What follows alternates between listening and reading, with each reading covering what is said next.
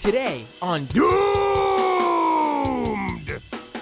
Should I open with the Doomed with Matt Binder theme song? Or really, maybe I should go ahead and kick in this theme song. Welcome to the Scam Economy with your host, Matt Binder. Because on today's episode of the show, which I guess you can say is officially a Doomed Scam Economy crossover episode, I'm going to dive into really what I'm calling a saga. A saga of what's been going on at Twitter over these past couple of weeks.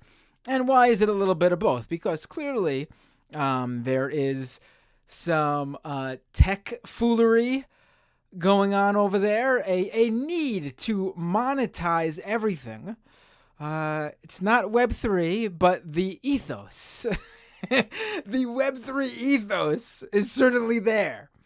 The need to monetize everything. Also, there is a crypto head involved in the form of one Elon Musk.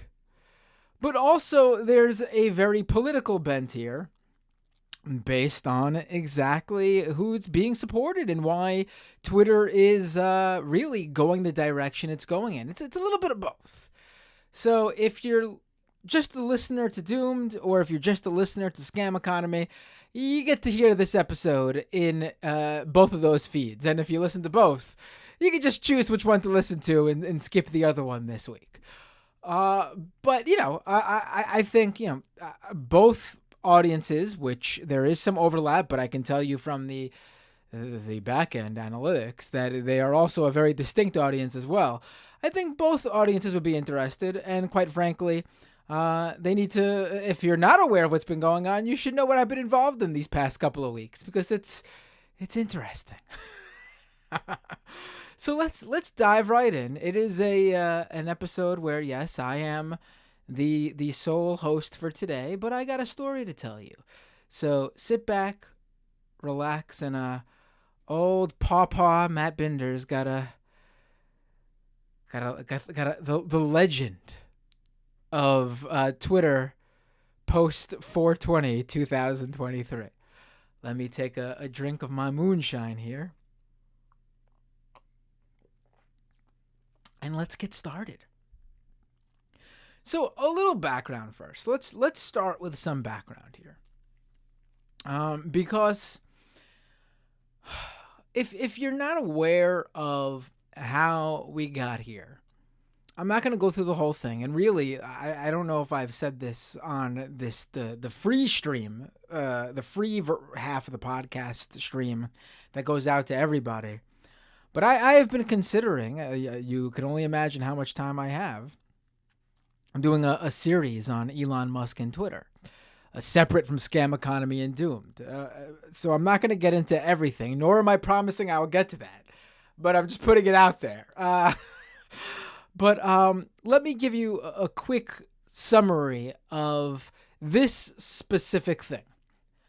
So, end of October 2022, Elon Musk takes over Twitter.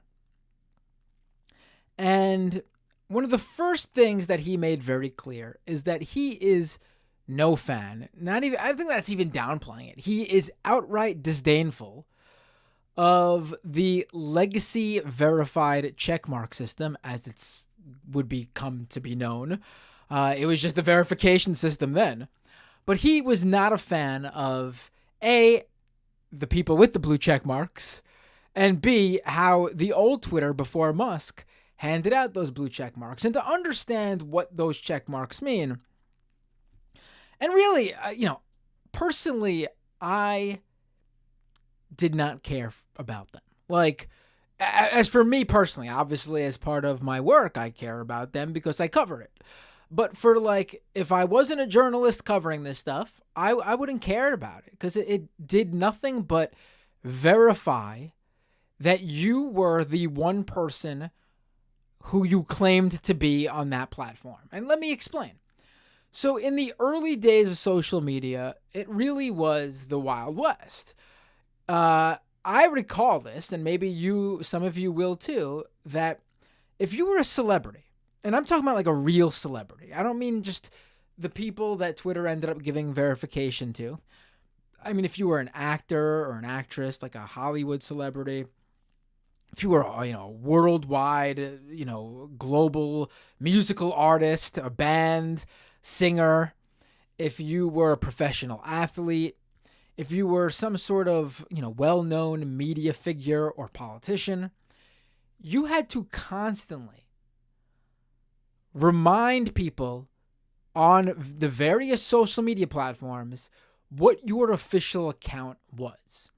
And you'd have to regularly point to fake accounts that would pop up on a regular basis and say, this is not me, that's not me, that's not my account, this is my official account there, this is my official account there. It was so consistent that it wasn't fun to follow these guys because they would have to, a good portion of their content was trying to tell people to stay away from these impersonators. Whether it was just fans or people parroting them, which weren't the worst ones, but then you had the impersonators who did so in bad faith. Also, you had scammers try to do this.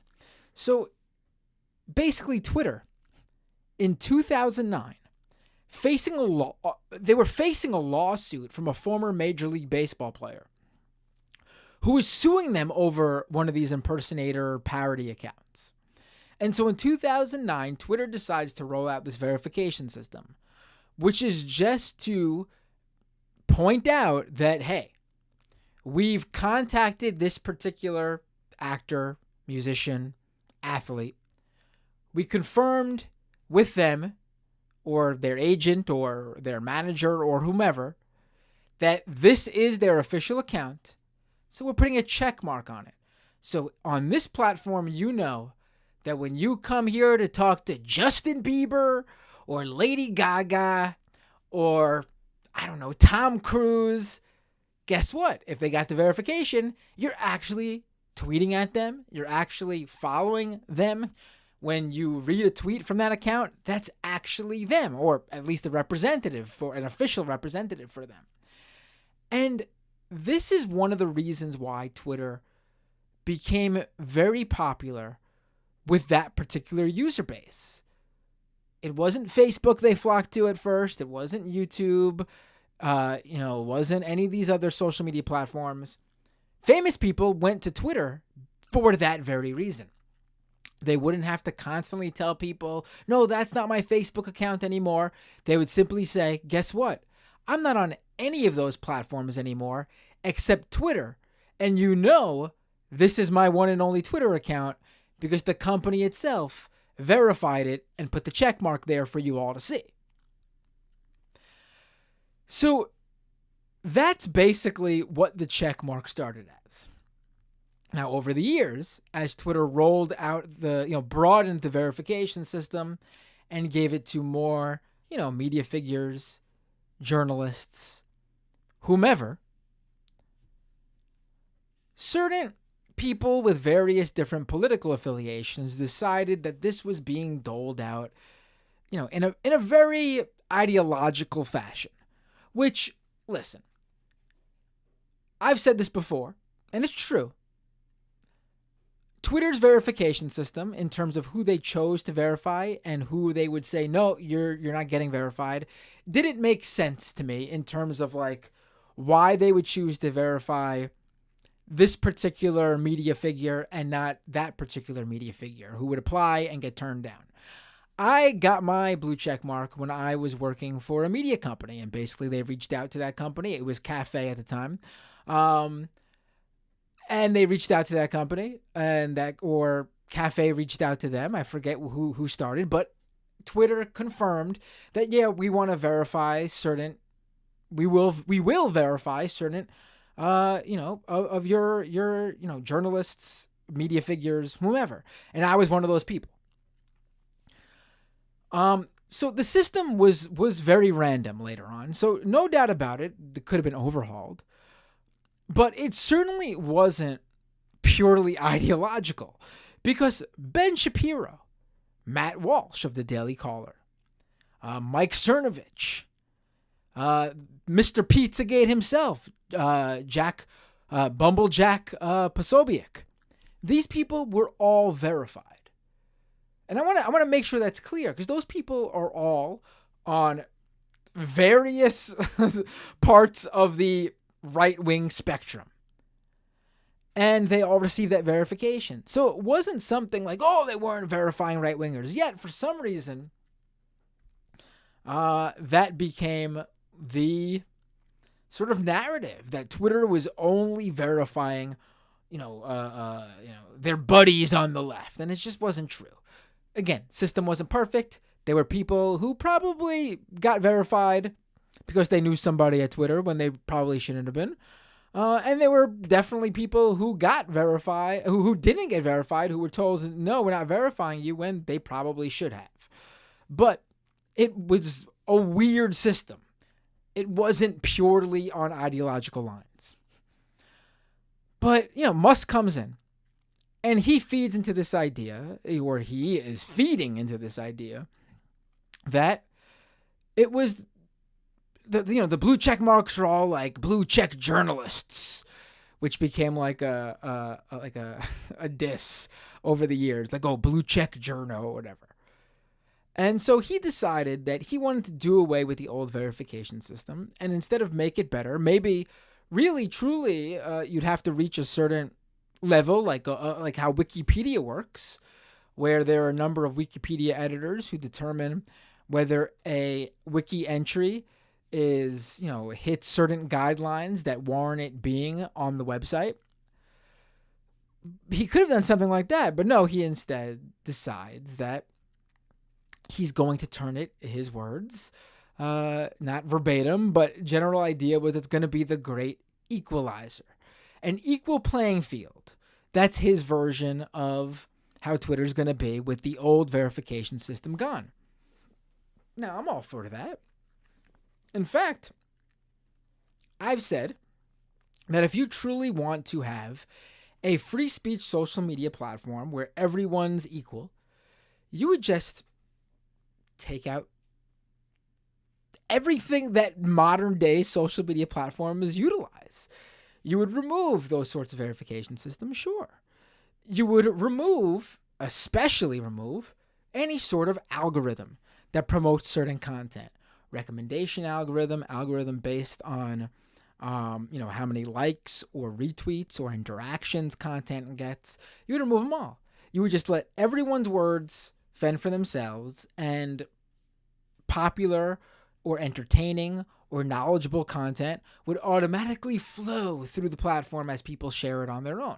The problem there is a lot of shit will also, and like straight up garbage, will also flourish and will drive users away. And a lot of, not so great content, like straight up hate and racial slurs and white supremacist, neo-Nazi material will also, find its way to the top. And advertisers won't want to advertise. And lo and behold, you find yourself working your way back to modern day social media platform moderation, which has algorithms and takes down bad content and does all sorts of things like that. But Musk's idea is none of that. Musk's idea is you pay $8, you get a verification badge. And I should note that even when it was first launched under the name Twitter Blue, there wasn't even like basic verification. And that's why in November, they had to temporarily shut the program down when people started quickly, setting up an account, buying that Twitter Blue verification, getting the check mark automatically without any sort of check on who's paying and why. And they would just make their account pretend to be, what was the big one? Oh, Eli Lilly, where they pretended they were going to all of a sudden give out, insulin for free, right? And that was a problem for advertisers and brands on Twitter, right? You had people with the check mark pretending to be them, saying all sorts of stuff that's going to hurt their company. I mean, in that particular example that I mentioned, it ended up working out for everybody else when decided to actually lower the price, which some people feel like was because of, the Twitter thing playing a role into it. But that's the idea of paying for verification, which Musk also adds later on, also will give users a boost in the algorithm, just basically blows up the whole idea of the platform will now give everyone an equal playing field. Because if you don't want to pay the $8 or can't afford the $8 subscription, people all over the world have different, there's different minimum wages, different living wages, different, weekly wages that people make, different salaries. $8 here is a lot different than $8 in developing nation. If you don't have that or don't want to pay it for whatever reason, you don't get that boost in the algorithm. So, right off the bat, Musk's idea in terms of how he's marketing it doesn't make any sense.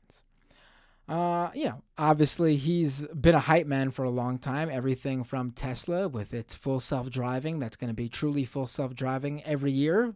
Promised at the end of the year it's going to come out. And of course, here we are, 2023, and he's still promising that at the end of this year for sure. And then we also have with SpaceX, about 12 years ago now, he said, he can see a scenario where in 10 years we'll be on Mars. To be fair, he also gave himself a little more of a leeway and said it's also possible it could be 15 years if that best case scenario of 10 years doesn't work out. So folks, put that in your, make sure you mark that in your calendar that 3 years we'll be on Mars. We could work our way back to that too in 3 years on one of my shows and see if Elon delivered that one. So, Musk is used to marketing, mumbo jumbo bullshit. And Twitter Blue was no different. So the idea from Musk was always that eventually he would remove the legacy verified users, those people verified under the old system, and people on Twitter who had the blue check mark would solely be made up of Twitter Blue subscribers, paying subscribers, people who pay Twitter monthly for the blue check mark and that algorithm boost. Yeah, there's other features. I don't think anyone really cares for them as much as they do those first two. Maybe you're one of those people who do. I don't think you're in the majority, though. So give me 1 second. I needed a drink. So fast forward now to this year. After a brief pause of the verification, of the Twitter Blue verification, it was relaunched in like mid-December. We're now in 2023. And Musk announces that on April 1st, the legacy verified check marks will be removed. Doesn't happen on April 1st. Another one of those Musk promises that he doesn't deliver on. But then he comes back and says, we'll give him a few more weeks. And what I think happened here is that Twitter Blue subscriptions were not going well. Now, I've been covering the Twitter Blue subscription data for what feels like months now on maybe I would say a weekly or bi-weekly basis, every other week maybe. There's a great developer, researcher, computer data whiz named Travis Brown. And for the past couple of months, he's been using a methodology he came up with in tandem with the Twitter API that he had access to basically track Twitter Blue subscribers since he's been able to go back to November when Twitter, the first iteration under Musk of Twitter Blue first launched. And he's been tracking the subscriber numbers and all sorts of data about these subscribers. And now I can't recall exactly what those numbers were in like March or April. I know what they are now. But in March, April, I can't recall what they were. But it wasn't a lot. It was somewhere around 500,000 paying subscribers, 500,000. Now, 500,000 subscribers at $8 a month is only about $4 million a year. $4 million a month, which, give or take, what, $50 million a year. Now recall, the point of Musk's subscription service wasn't just to stick it to the blue check marks. It was also to bring in a new revenue stream for Twitter because they had lost roughly half of their biggest advertisers when Musk took over.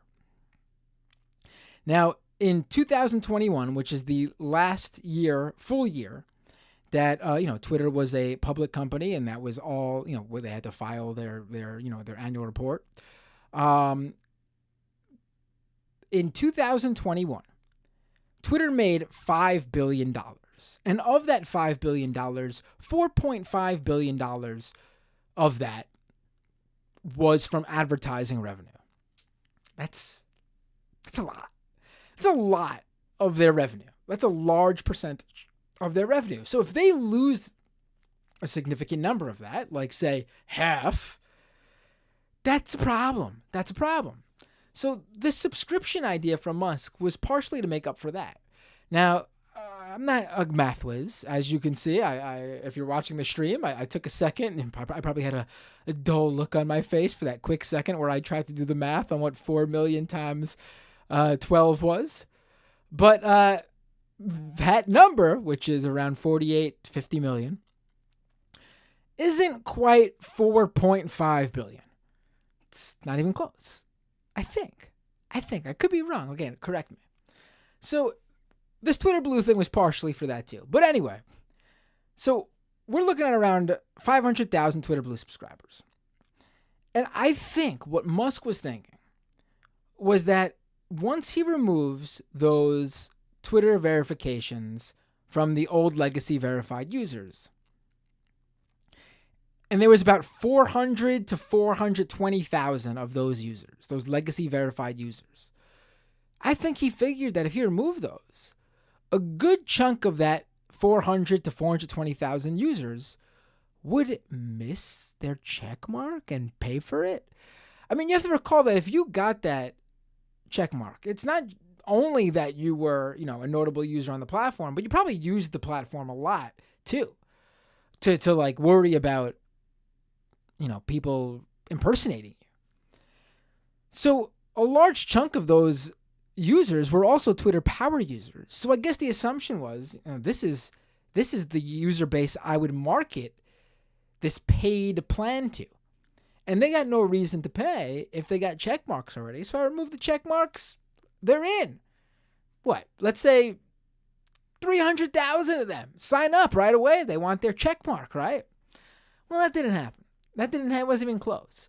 I believe in the days leading up to that April 1st date, there was only something like 13, 14, maybe 15,000 legacy verified users who ended up paying for Twitter Blue. I guess the fear of losing the checkmark worked for that number of users, but it ended up being less than 4.8% of all those 400,000 plus legacy verified users in terms of who ended up buying Twitter Blue. So I think that's why he pushed back that first date, that he wanted to give people more time. Like, I didn't do it this time. I'm going to do it. Sign up now. Well, he gives the date of 4/20. Get it? The weed number. Elon Musk is a meme lord. So he gives that date. And lo and behold, Elon does something that he very rarely does. And that is he delivered on a promise. On April 20th, he actually had Twitter remove the legacy verified checkmarks. And he did that to all accounts who were legacy verified, unless they were paying to subscribe to Twitter Blue, except for 3 specific users: LeBron James, Stephen King, and William Shatner. Well, now, let's take Shatner first, because he was upset about losing the checkmark. And I think, based on vague tweets that Shatner and Musk shared back and forth, that Elon contacted Shatner and offered to provide him with the blue checkmark for free. Shatner obliged. He thanked him publicly without specifying what it was for. And that was it. But with LeBron and Stephen King, they were not receptive to that offer. In fact, LeBron made it clear he was not going to pay money for the blue check mark. Stephen King made it clear he was not going to pay for the blue check mark. Now, it wasn't like Shatner who just complained he would lose his. LeBron and Stephen King said they were not going to pay for it. Now, I believe it was The Verge that reported that Elon Musk actually reached out to LeBron or his people, whomever he got in touch to, and offered the same thing that he offered Shatner. But LeBron turned it down. LeBron specifically said, no, I'll pass on your offer to give me the check mark for free. I don't believe Stephen King was contacted, or if he tried to, I don't think he got in touch with King because King was confused by the whole thing. And I should point out that in the early days of Twitter Blue, like when he first, in the early days of when Musk acquired Twitter, I should say, he was shooting the shit on Twitter and was like trying out different price points for Twitter Blue before it launched, like just by tweeting it out. And Stephen King was like, that's ridiculous. And Musk was like, come on, you wouldn't pay $20 a month? I got to pay the bill somehow. And Stephen King was like, no, $20 is ridiculous. I'm not paying $20 for a check mark. And Musk was replied back, what about $8? And that's where the $8 thing came from. It came from a back and forth in Stephen King's mentions, and Musk became obsessed with the $8 thing and started trolling people with the whole, oh, LOL, pay $8 thing, replying to everybody who said they weren't going to pay for it. But I would like to point out that apparently Elon Musk is such a good businessman that he started at 20. Stephen King haggled. Musk went down to 8. Stephen King apparently haggled some more by just saying, no, still not interested. And Musk was able to cut a deal that brought Stephen King's price down to negative $8, where Stephen King got it for free. I mean, that's the businessman that Musk is, right? And that's really the true deal maker that Stephen King is. I mean, maybe Stephen King should be our next president, right? If we want a president in deals, a lot Donald Trump. Maybe Stephen King is the real deal maker. Maybe we should get King, President King. I like the sound of that. All right. Well, we'll come back actually to that point because I do want to come back to that whole idea of how Twitter Blue was marketed by Musk. But we'll come back to that in a second. First, let's now get back to April 20th. So the legacy verified check marks are removed. 420,000 users minus the 15,000 or so that are paying for Twitter Blue. Those 420,000 or so users don't have the blue check marks anymore. We're talking like big celebrities, like Katy Perry, Lady Gaga.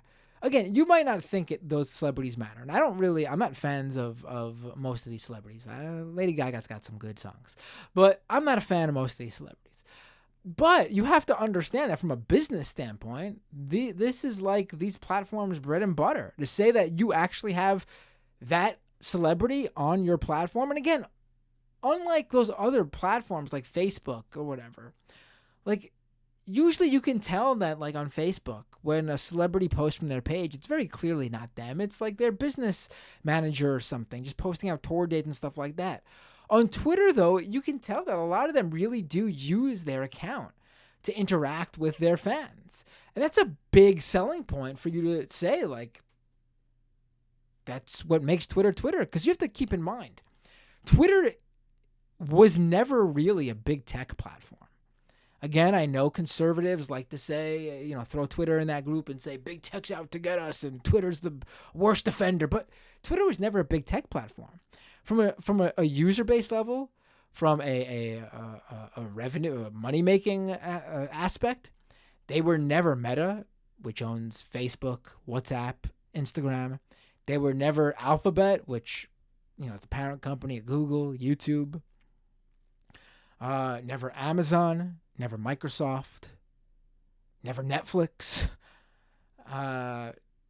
never even TikTok or Snapchat. Both TikTok and Snapchat have a much larger user base than Twitter ever did, and both those platforms are newer than Twitter, especially TikTok. Twitter was always put in that upper echelon of tech platforms, not because of the number of users it had or the number in their bank account, but it was because exactly who made up the users that they had. It's very big in the news media industry and the media industry as a whole. It was used as a breaking news platform, which those other platforms can't say they are. It had certain aspects to it directly because of the specific users it had, many of them verified under the old system, is what made Twitter relevant.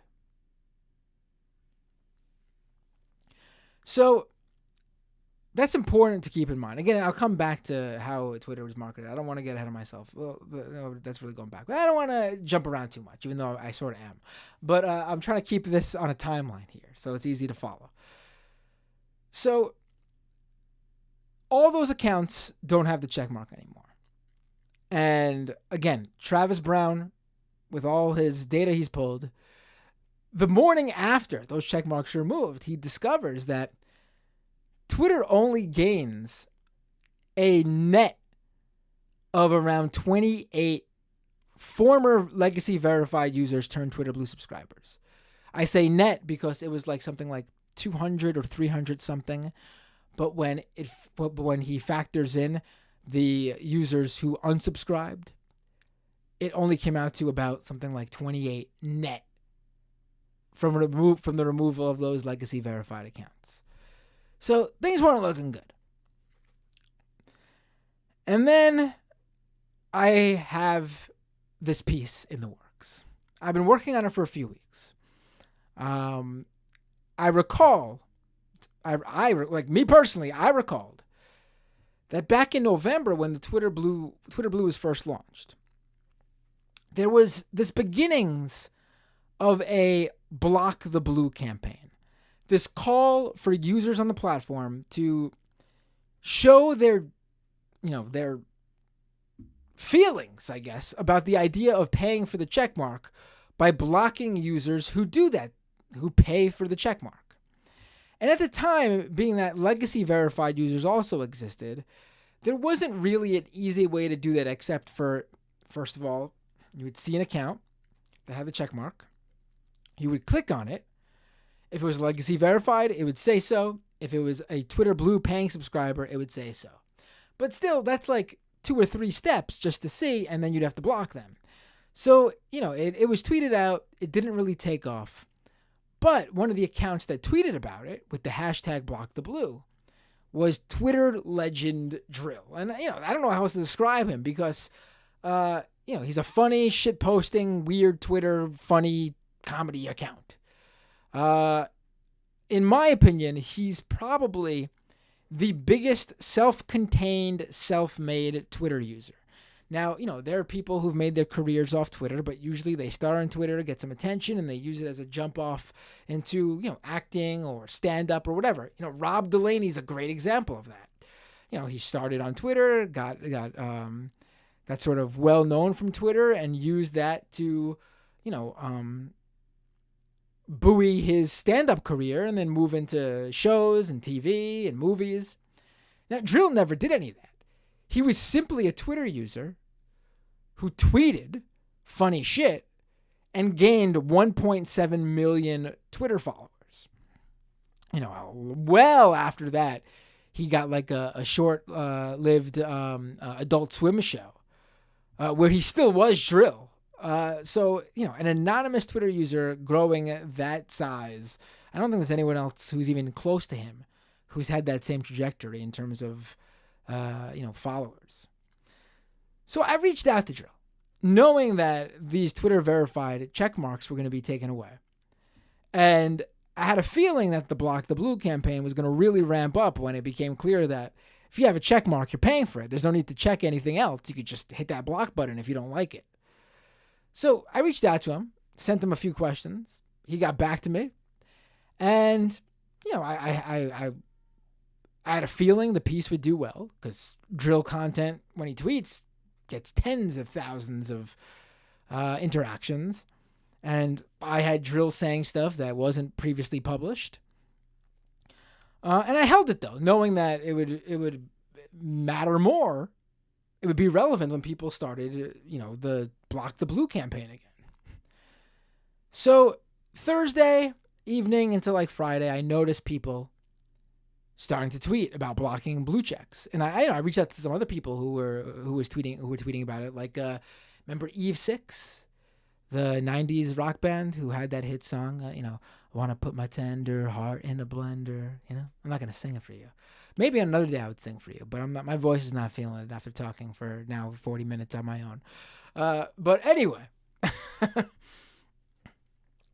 I reached out to them. They gave me a few answers to why they were partaking in the campaign. Reached out to some other accounts. They were about why they were taking part. And so Friday I published a piece. The day after the blue check marks got taken away, April 21st. And piece goes viral. It gets a know you're a meme .com entry almost immediately with the hashtag block the blue. Like tens of thousands of interactions from Friday into Saturday morning. Hashtag block the blue is trending on Twitter. It was clearly a big deal on Twitter, and it was starting to, it was at the point where I would check, and like every 30 seconds there'd be like 20 new tweets coming in. And on Saturday, I noticed that Elon Musk is starting to obviously become aware of what's going on because he's beginning to like tweets that mention block the blue. Now, one of those tweets was from this old school tech evangelist named Robert Scoble.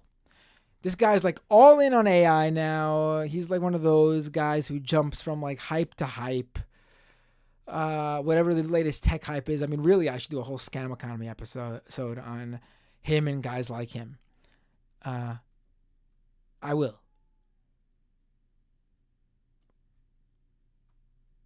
So, sorry, I had a error here on my. Luckily, I don't think the feed dropped. No, we're good. Okay. It did not drop. Good. So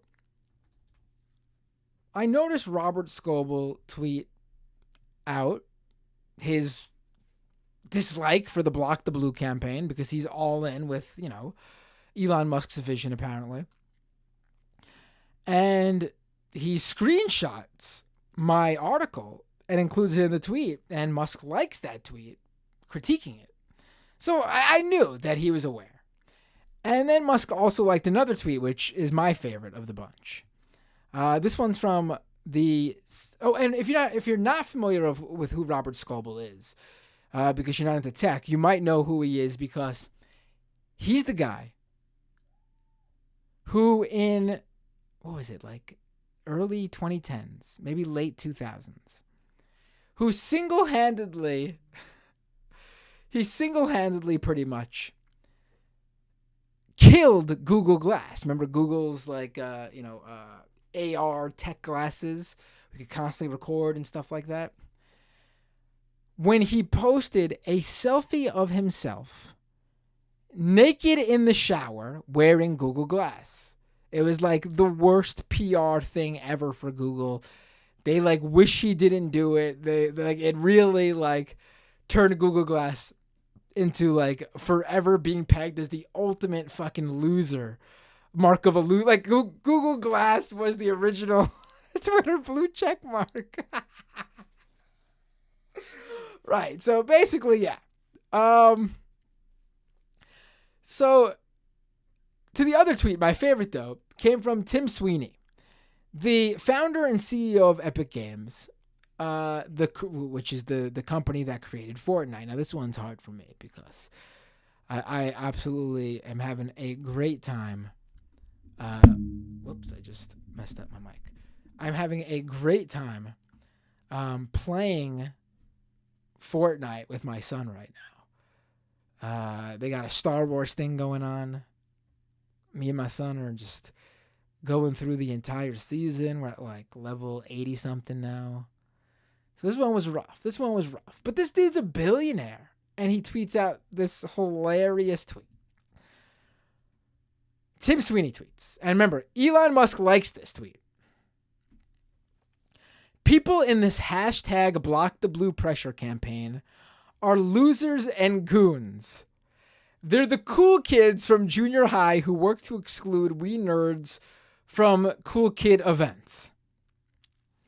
So he's basically, in the ultimate, again, so you on one tweet, you got the guy who single-handedly turned Google Glass into the mark of a loser. And on the other hand, you have the founder of Epic Games obsessing over his junior high school days, saying that the Twitter Blue subscribers are the nerds in junior high school, and the people blocking them are the cool kids who ostensibly, I guess, stuffed people like Tim Sweeney in the locker back in junior high. I mean, listen, if you're going to market a product, or at least show your support for it, you probably should not say, hey, buy this product if you want everyone to know you were the kid who got wedgies in school. You were the flagpole sitter in school. You probably shouldn't. You probably shouldn't do that. That's not a selling point if you ask me. It's not a selling point. But anyway. What can you do? We could probably get that's probably an episode out of its own on maybe even Scam Economy as well. I mean, I really do actually think that mindset drives a lot of what's going on in the tech world that bears fruit to the products and services that make for the scam economy. Really, truly.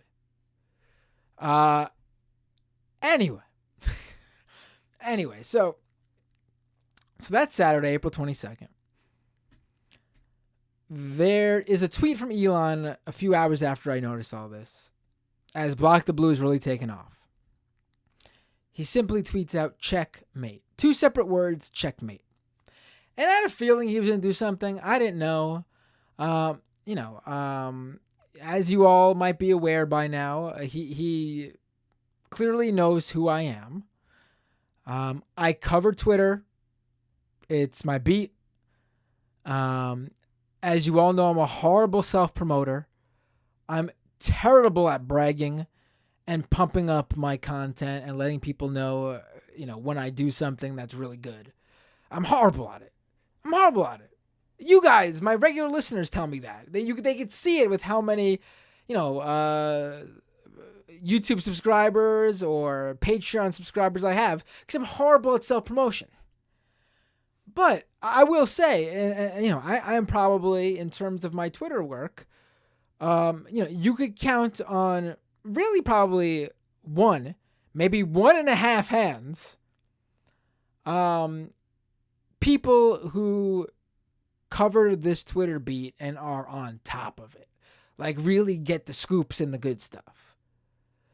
And I think I'm in that group of maybe like 6 or 7 people, honestly. And so, he's obviously aware of who I am due to the Elon Jet thing where I got suspended along with 7 other journalists who were covering when he banned the Elon Jet Tracker account and the college student who created it. I was temporarily suspended for that. And then I had discovered a glitch in Twitter Spaces where even a suspended account could get into Twitter Spaces and actually interact, like speak in a Twitter Spaces. And I discovered that while I was suspended. And shortly after, Twitter actually took Twitter Spaces down for like 24 hours while they patched that glitch so it would never happen again. I mean, I've just through my reporting and my work discovering what's going on at Twitter, I've created a lot of, I'm sure, headaches or, agita for them. But, it is what it is. I'm always fair. I'm always fair. And I've said it many times. I think some of Elon Musk's spoken ideas on where he wanted to take Twitter are quite good. The problem is he's done none of them. And we get a little bit more into that later, too. But, I've been extremely fair on this guy. If he came in and I thought he did great moves, I would say so. And I said his spoken ideas, some of them I thought would be good. But he's not even it's not even that he hasn't done them. It's that in almost every case, he's done the exact opposite. But again, let's hold it to the side. So the checkmate tweet from us. So I had a feeling he'd do something. I assumed he would, I don't know, block the block the blue hashtag, or I had no clue. I really didn't have any idea. Someone even tweeted at me, hey, what if he puts the check mark on you? Wouldn't that be funny? And I actually replied to that person because I thought it would be funny. I even said, I don't think he would do that because it would actually be very funny. And, if you know Musk, he's constantly trying to be funny on Twitter. He wishes he was a poster. He's just not. It's not natural to him. I mean, I think that drives a lot of the decisions he makes.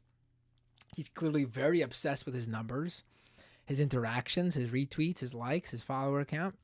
And so he thinks everyone else is as well.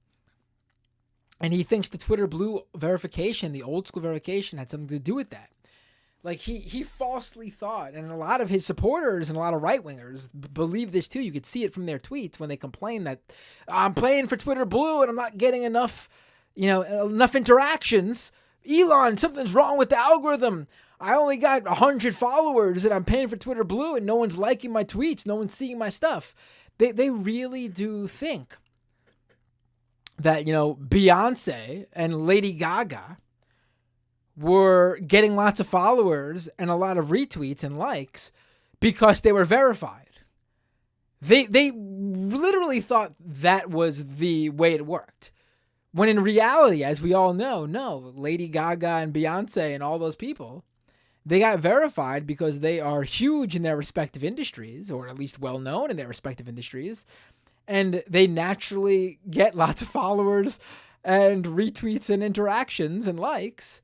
And that's why Twitter gave them the check mark. Like there's not a chicken and egg, the chicken and the egg scenario. We don't know which came first. We know at Twitter. Maybe for those guys, they weren't sure, but we all at least I hope people who watch my show, listen to my shows, know that, because that's how it works.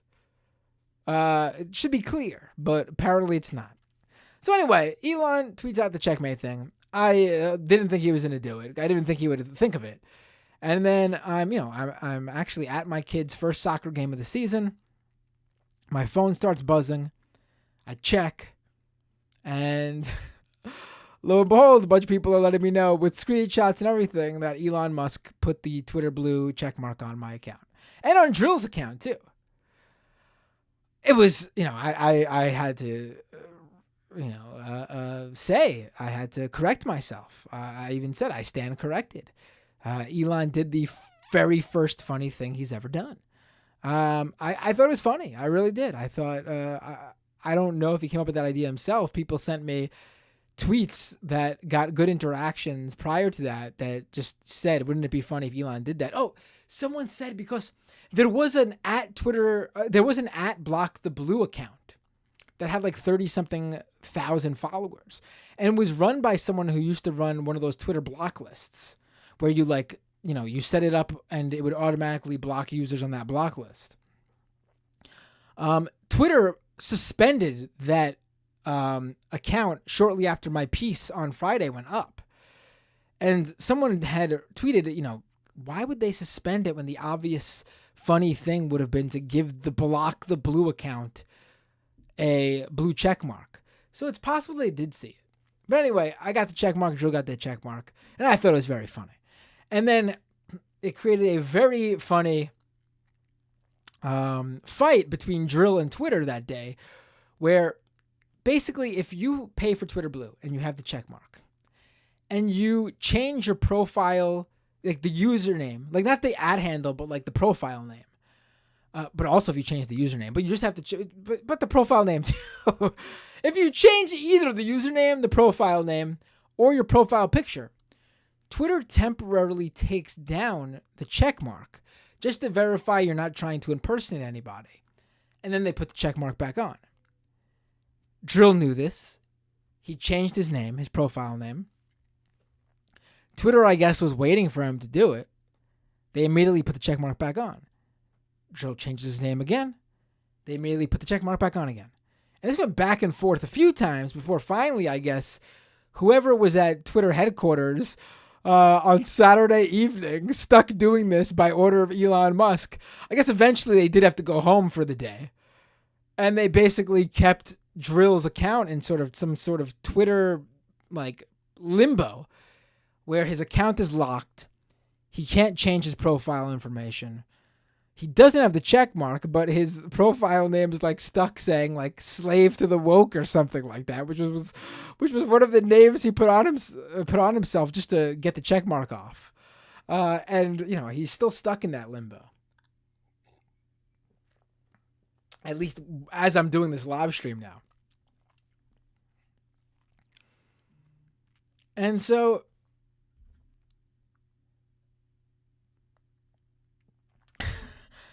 basically, it was a very funny day.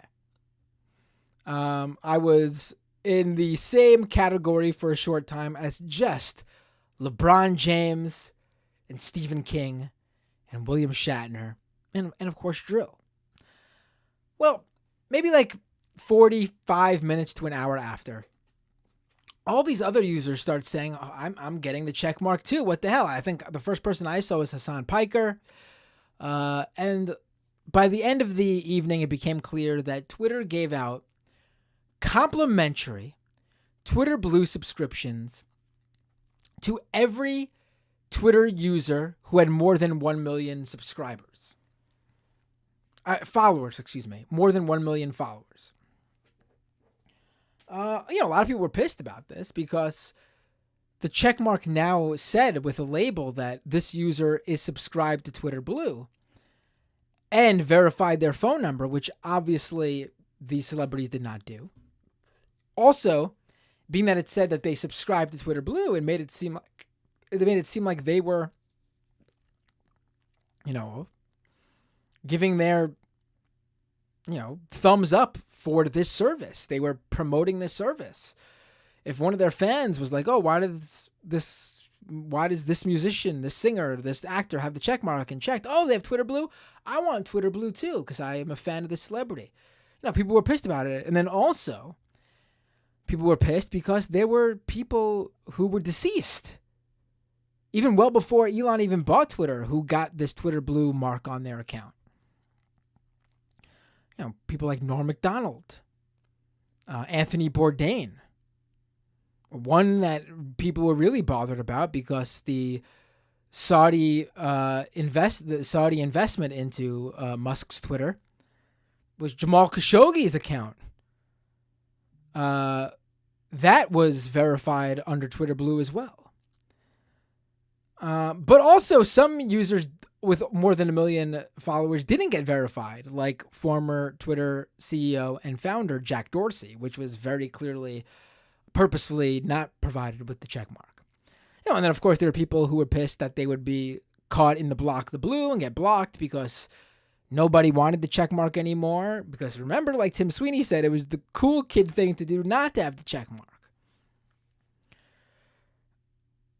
Now, for me, I didn't go the Drill route because I noticed something very funny. And that was, it would be very funny to troll various right-wingers who constantly complain that they weren't getting enough retweets even though they were subscribing to Blue. Like, the very first thing I did was I found a Cat Turd tweet where Cat Turd was complaining he paid $8. And I tweeted at him. I went, Oh, you're paying $8? I got mine. I got my check mark for free. You know they had to bother him. I hope he saw it. I think he saw it because they had to bother him. I did that to a few people actually. And I also just decided to keep it for reasons of using it for the algorithm. With great power comes great responsibility. And I've decided that based on people who have let me know, that algorithm boost is for real. And I've been retweeting as many people, using it to get my work in front of as many eyeballs as possible. Ole's in the chat. Hey, Ole. Everyone should check out my, I do too many shows, but I do Leftist Mafia every Thursday evening with Ole, with Mike of the Humanist Report, with David Dole of Rational National, Lance of the Serfs, Illuminati. It's a whole big crew of your favorite Twitter lefties. Internet lefties, really. Online lefties in general. Your favorite streaming lefties. All right, so back to the Twitter thing. So I thought it was quite funny that I got it, that it gave me that, I don't know if he meant to do that, but it gave me that boost. So I've decided to keep it and use it to my advantage until maybe I guess the ultimate goal is for them to eventually want to take it away from me because it's just too much for them to handle. Like they can't handle it anymore. Seeing me constantly use it to share my Twitter reporting, my reporting on Twitter and Musk. So all these accounts get it. And I should add that, like, at first they just put the check mark on us. Like, it was just that. And then by the next day, they actually officially gave us those Twitter Blue subscriptions. Like, I get all the bonus stuff now. I haven't used any of them because I'm not going to. The idea is to just use the extras that help with the distribution of content. I'm not going to use any of those editing or long tweet or other features, which I think actually degrade the platform. I think they're all really bad. You'll never see a long tweet from me. That's not the point of Twitter. Twitter's for short form content. Every time I see a tweet that says show more and you press it and it's fucking like the Odyssey. Christ. That's not what Twitter is. Anyway. So that's where Twitter Blue is right now. Musk clearly pumping up those numbers, trying to stop the Block the Blue campaign. I think part of it is also realizing that people's feeds were just going to be full of really low quality, shitty content. And you already notice it in the reply section because if you got the Twitter Blue check mark, you've probably noticed if you're on Twitter, you automatically get prioritized placement when you reply to a tweet. When you open up a tweet and scroll down to the replies, all the first replies are all from Twitter Blue subscribers. And they're really low quality, like really low quality. And in fact, based on that Twitter Blue data from Travis Brown, roughly half of all Twitter Blue subscribers, and there's about 650,000 of them now, as of April 30th, that was the last data pull, end of April, roughly half of them have less than 1,000 followers. Something like 20% have less than 100 followers. And a few thousand have 0 followers. Now, I'm not saying this to knock anyone who has low follower counts on Twitter. There's, of course, great tweets and content I've seen from people who just don't have that big of a following. And, for whatever reason, their account hasn't blown up or gotten big or whatever. Those people aren't the people who are buying Twitter Blue. The Twitter Blue subscribers who have that low follower count are people, and you see them again. This is just, if anyone who uses Twitter knows exactly what I'm talking about. It's low quality content. It's people who are dying for clout and can't get it because their content isn't any good. And so they're under the idea, based on Musk's marketing to them, that paying for Twitter Blue will get their content out there. It's just not true. Sorry to break the news to you guys. You may be getting the eyeballs, but shitty content won't get you followers or interactions, no matter how hard the algorithm boosts you. And so let me touch upon now the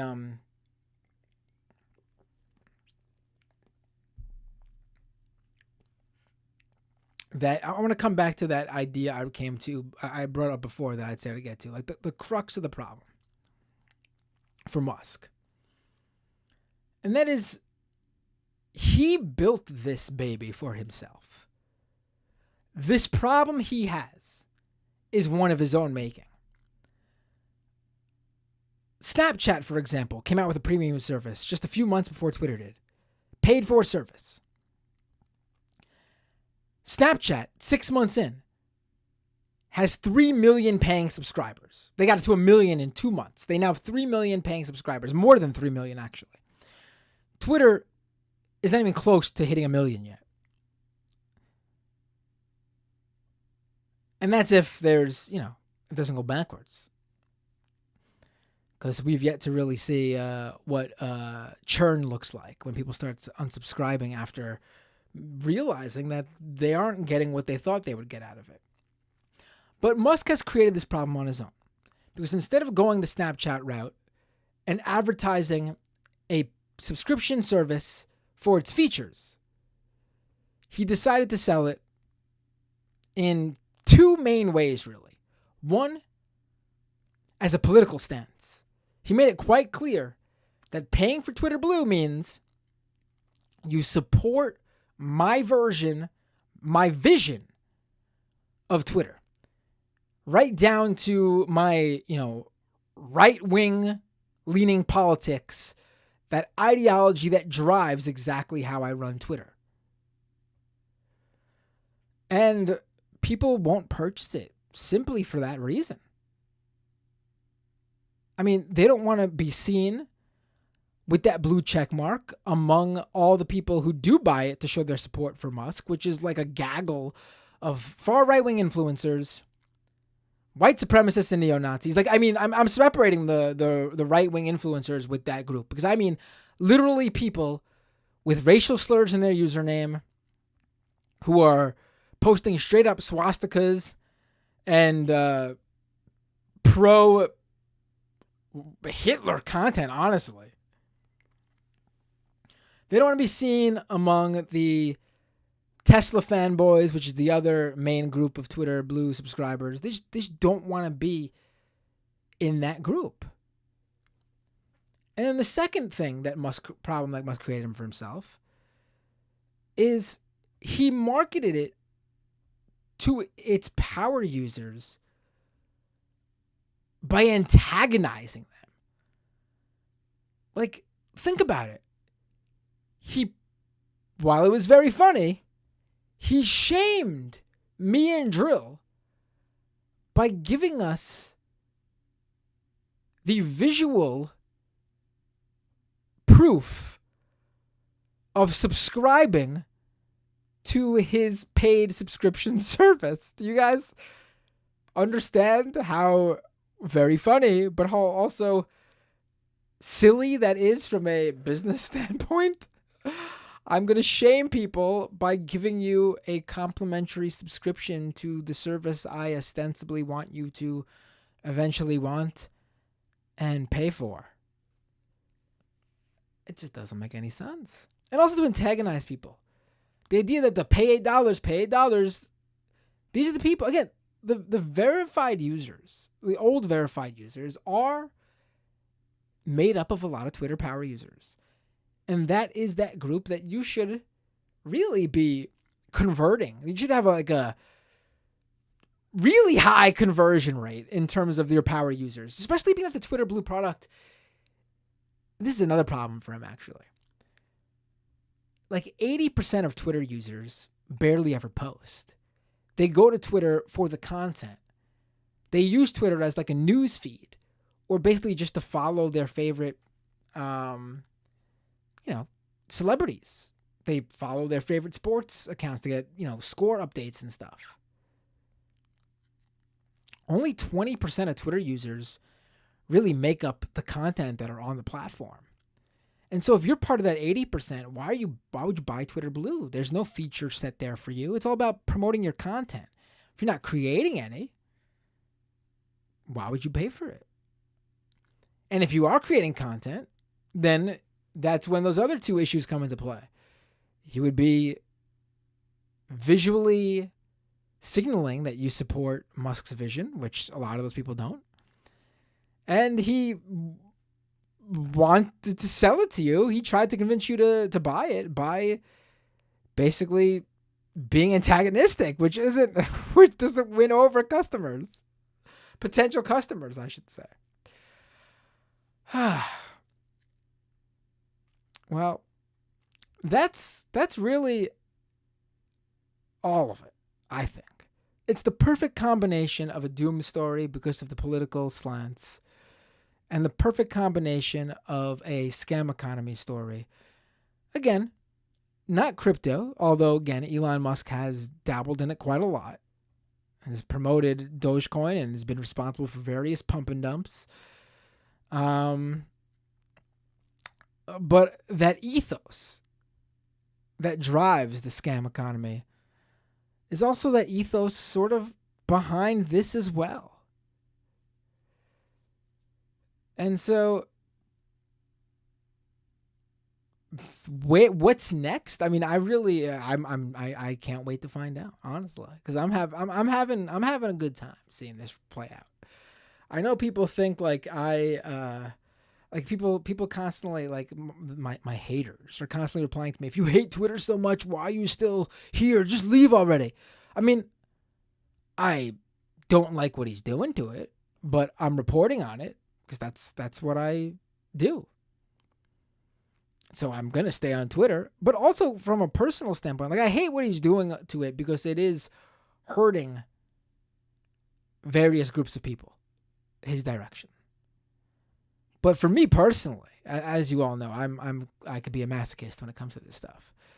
I'm quite enjoying seeing how this plays out. Just like I enjoy seeing the various crypto scams and pump and dumps play out the way they do. Because I enjoy seeing the facade of the genius billionaire just be destroyed in front of your very eyes, really. I mean, it's a service, really, what's going on over there. It's a public service at this point. And that's really what I could say about that. Oh, and for my, what I said about what I agree with him on. He said, what was one example? Oh, he said that people shouldn't be suspended for life on Twitter. They shouldn't get lifetime suspensions. And I agree, actually. I think, these Twitter, social media platforms are lasting a long time now. Although, who knows with Twitter now. But social media platforms are lasting a long time now.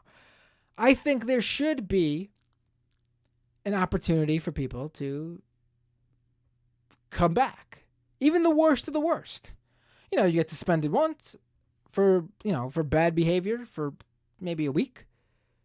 Again, a couple months. Again, maybe a year or two. But there should be a time limit. Also, he said that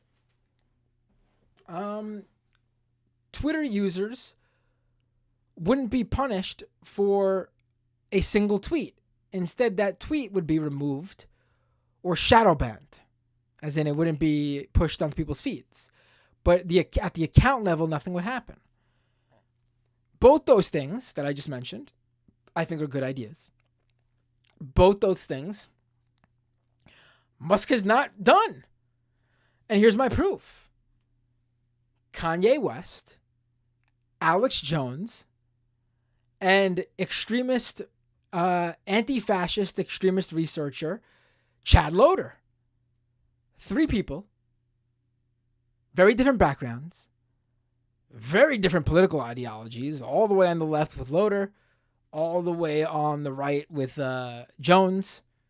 Kanye, just completely out there. I wouldn't even put him on the political spectrum. I just think he's just out there. 3 very unique individuals.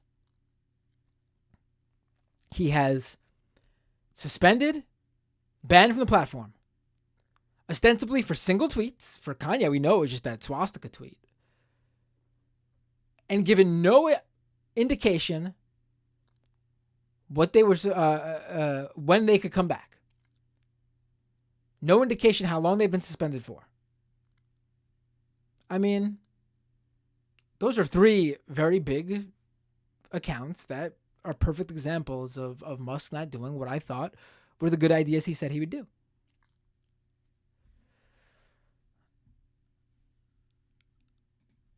All right, folks. I actually have been on quite a few shows this week. Talking about this. I have discussed this with Al Jazeera on 2 separate shows, Al Jazeera London and Al Jazeera English, ABC News Radio, and I've been on 2 podcasts, and one is coming out, and another one coming out soon. Each one gets into very specific things where it does cover a lot what I brought up in this show, in this episode, I should say. But there's also a lot of things I did not bring up on this episode that I spoke with those podcasts about. So I urge you to check them out. One is the Power Report from Dan on the internet, or Dan on the web. He goes by both names. Check that out. That came out already. One with the podcast Western Kabuki, which is hosted by some of my favorite Twitter users. Juniper, Whack Nicholson, and Bird Respecter. That one was a lot of fun too. That one we got, I should say on the Power Report with Dan, we got into some broader big tech stuff, which was very interesting. I don't think I've ever really gotten a chance to get into detail on that issue, some of those issues yet on a podcast like I did with Dan. So check that out. On Western Kabuki, we had a very fun time. I would definitely check that one out. Also for some of the Tim Pool stuff that I talk about with those guys and gals over there. And then coming out later this week, I will be on Tech Won't Save Us, Paris Marx's great tech podcast. And I'll be talking about some of this. So definitely check those all out. And again, every one of them is different from each and different from this episode as well. So we're going to go into the second half of the show in just a second. And on the second half of the show, I'm going to take phone calls. You could call into the show by opening up Skype and searching Doomed Live.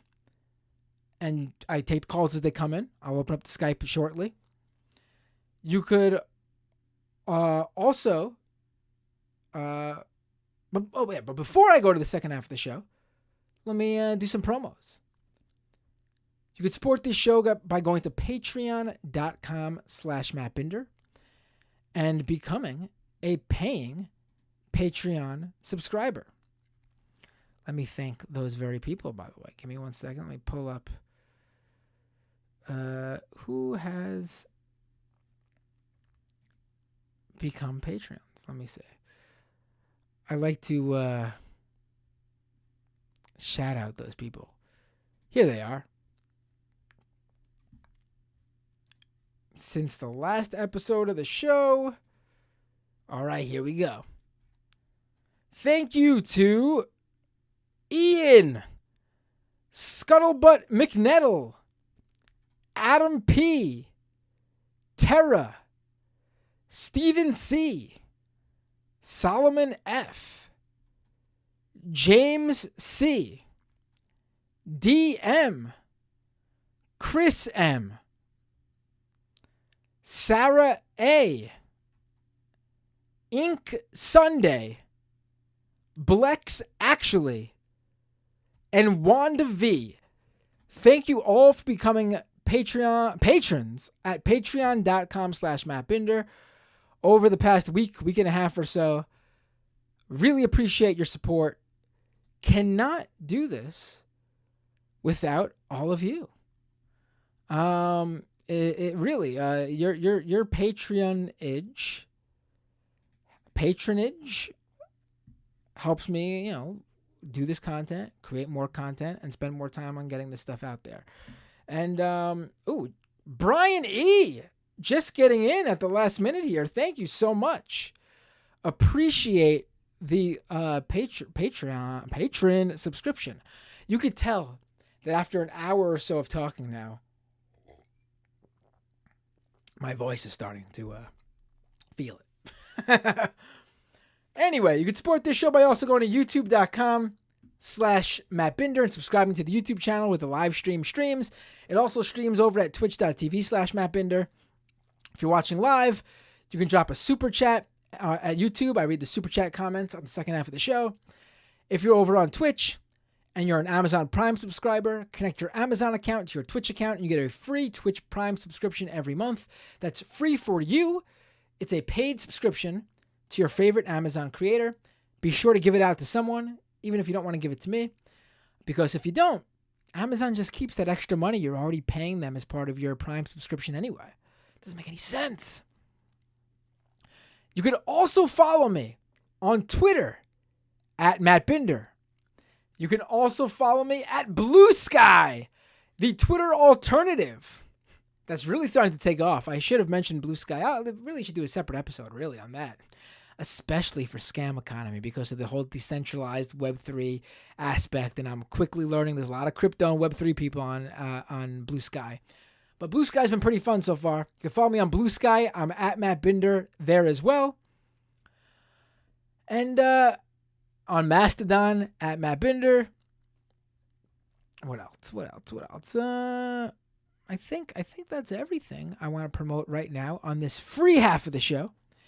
If you're watching live or you are a Patreon subscriber, you can stick around. No one's kicking you off. Yeah, that's right. Even if you're just watching live. But if you are just a freebie podcast listener for either Doomed or Scam Economy, which, by the way, doomedcast.com and scameconomy.com for the podcast version of either of those shows, and leave a review at Apple Podcasts, Spotify, etc. for either of those shows as well. If you are just a freebie listener at one of those podcast platforms, this is where I say to you, I will see you next time on Doomed and or the Scam Economy.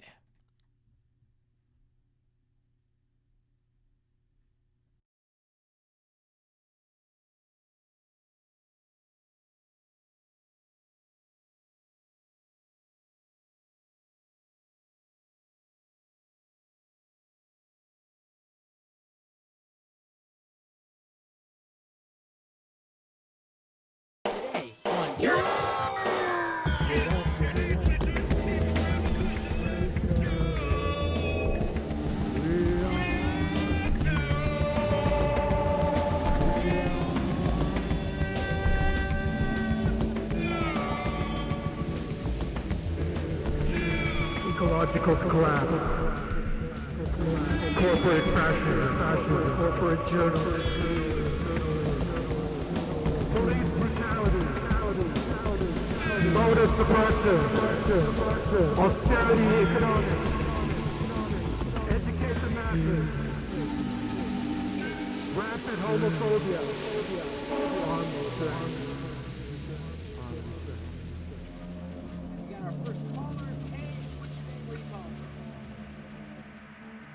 What's up, Matt? Hey, You from Jamaica?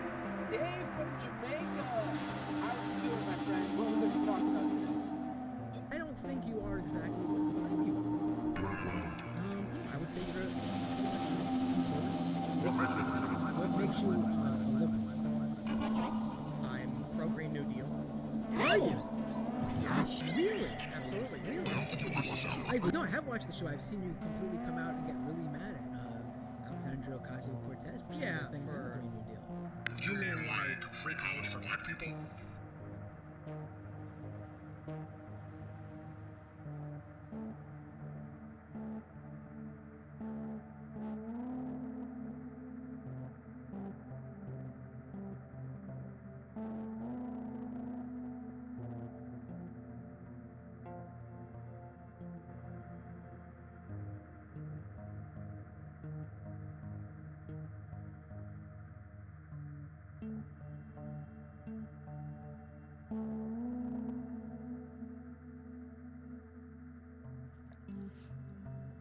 All right, we are back.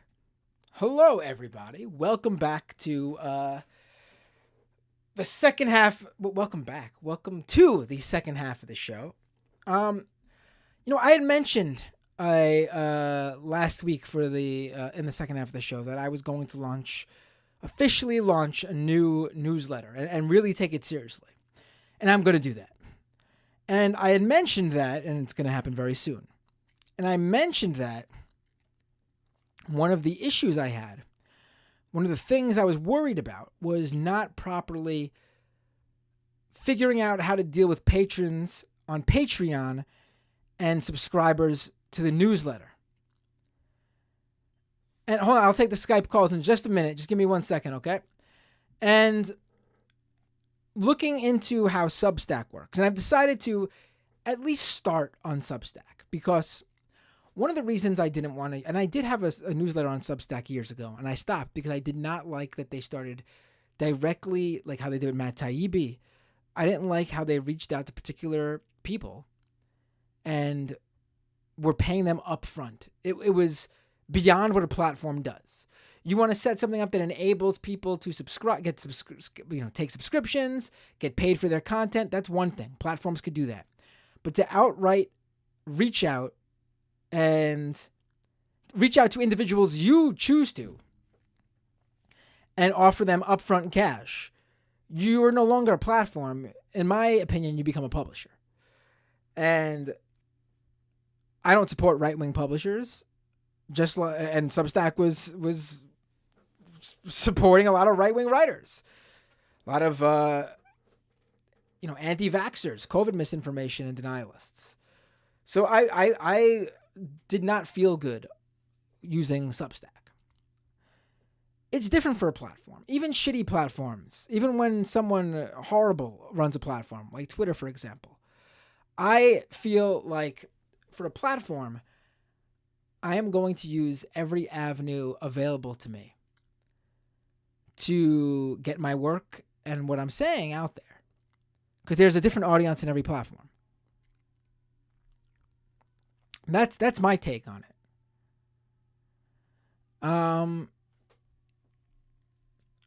So Substack no longer does that with newsletter subscribers. They no longer pay people up front. It's just a platform again. And so I want to use that platform to take advantage of the benefits of being on that platform. The audience already there. And so one of the issues I had was how to deal with Patreon subscribers and newsletter subscribers. There's going to be a paid subscription for the newsletter too. And I don't think I don't want people to pick and choose a lot. So I've come up with this idea. And if you're a Patreon subscriber, you let me know what you think too. Patreon is still going to exist. It's going to be still for the multimedia content, live streams, video, podcast. I'm not moving that over to the newsletter. I'll probably promote them in the newsletter, but that's not going to be, you're not going to see the podcast come out via Substack or whatever. Podcast is going to go up the usual way it does. And so you support the multimedia content, the live streams, the video, the podcast still via Patreon. And if you're a Patreon subscriber, I'm giving you a free newsletter subscription I got to check out how long they let me do it. If it's like a month, I think it's more, I could do more. I think I could do 6 months or a year whatever that max is, I think a year might be the max. I'm going to give Patreon subscribers that. And then after whatever that max freebie time period is, there's also coupons at Patreon. And I'm going to I think there's a way I could do like half price will bring it down to like $2.50 or $3 a month. So in total, if you wanted the entirety after the freebie period is over, just for Patrons, no one else will get freebies except for you guys who've supported me since the very beginning. The max you would pay if you wanted the newsletter and Patreon content for the podcast and the video would be $8 max. Funny enough, the cost of a Twitter Blue subscription. And my idea with the newsletter is to go and I can only really do this with written content. The idea with the newsletter is to not just publish stuff by me, but also to publish work by freelance journalists and writers. That's the goal. That's my idea. Again, Patreon subscribers, you let me know how you feel. Because that's my idea right now. And you guys deserve everything for helping me be able to do this and get paid to do it.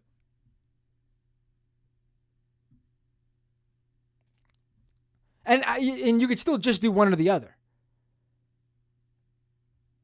You don't have to do both. Like if you don't care about the paid newsletter stuff, you could just subscribe to the podcast and video stuff.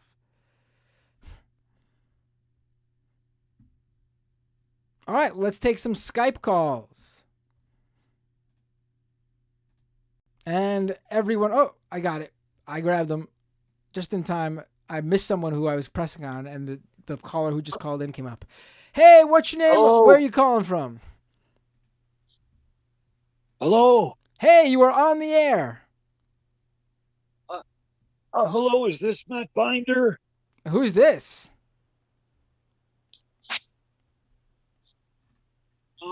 Hello? I'm sorry, I'm having a bit of a problem here.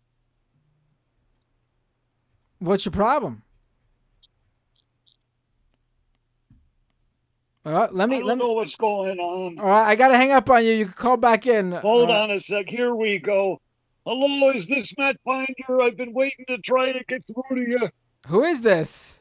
This is Mike Lindell from My Pillow. Oh my God. Hello, Mike Lindell, the My Pillow guy. How are you? That's right. I was hoping to get through to you, Matt, because I've seen some of your articles published on Tech Smush. On and what? I know you're a cyber guy, not like these IT guys who were telling me that I'm wrong. So I was wondering if you could somehow look into the data that I have.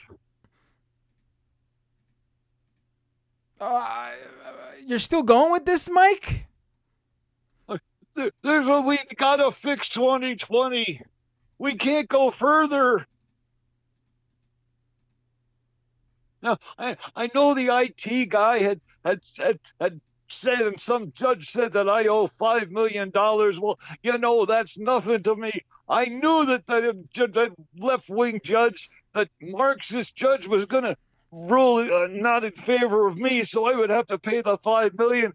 And the good thing is, I've got $5 million saved up right here at the My Pillow headquarters, and I have it stuffed under one of my pillows. I got to tell you, Mike, I have not been following what you've been doing lately. I feel like I would have enjoyed this more like 2 years ago. But why don't you keep up with this? I mean, this is the crime of the century. I should be keeping up with it. So I did see that you were recently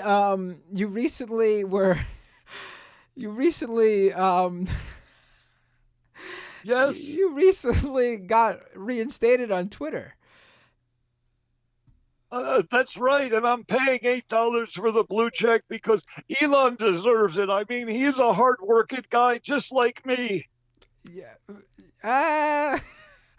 Mike, can I ask you a question? What could I do to get $1 million out of you? You had promised $1 million to anyone who could prove you wrong. I feel like I've done that, or if I haven't done it to your liking, I can. Where's my $1 million at? Well, you know, you have to talk to the lawyers about that. I don't know what's going on. I don't know what's going on. I just wanted to call in and you know, I thought you might want to know about some of the new products that we're making here at My Pillow in order to pay back Dominion, which we're going to probably have to do. Is that all right? Please, can I just help me out a little bit here, Matt? Sure. You're a good guy. I read your Tech Smush articles all the time. Tech Smush. Can you? How about you send me the data you got, and I will, or whatever you pulled, or whatever you got, and I'll look into it for sure. Anything for you, Mike. You're very kind, Matt. Jesus bless you. You know, this is just going to be the greatest revival for Jesus Christ that we've ever seen. Okay. You know, I mean, a lot of people have been calling me recently, and they're very upset. They're very upset that Tucker Carlson lost his job at Fox. I mean, even though Fox went Fox on me and started lying about what I was saying and wouldn't let me come on, Tucker was always there for all of us, right? That's why I'm introducing the new My Tucker. It's a life-size body pillow of Tucker Carlson. My Tucker. With his face printed on it and his suit and everything. So you could take it to bed, and it's even got Velcro on the hand so you can wrap his arms around you as you sleep soundly, thinking about the invasion of the dark, ugly people from the south of the border. I don't know if you've thought this. Well, okay, but I don't know if you've thought this out with the name and it being a full-size body pillow. It worked well when Tucker? we sold the My President life-size body pillow too. That was a big seller. Did you hear about that, Matt? What are you doing? I don't understand. All right, Mike. Let's. Why don't you? Can I say one more thing? You know, Ron DeSantis is a good guy, and he's doing great things there in Florida. And so we're introducing at my store a brand new product just for Florida. It's called My Assault Rifle. It's an actual AR-15 that you can wear on your back, and it's got a soft pillow comforter that extends around your back so it doesn't weigh so much on you. Okay, and Mike. if you go to my pillow flip store now, but my store, whatever if you go there and you use the discount code bankruptcy, you'll get 77% off. 77%. That's quite the coupon. 77%.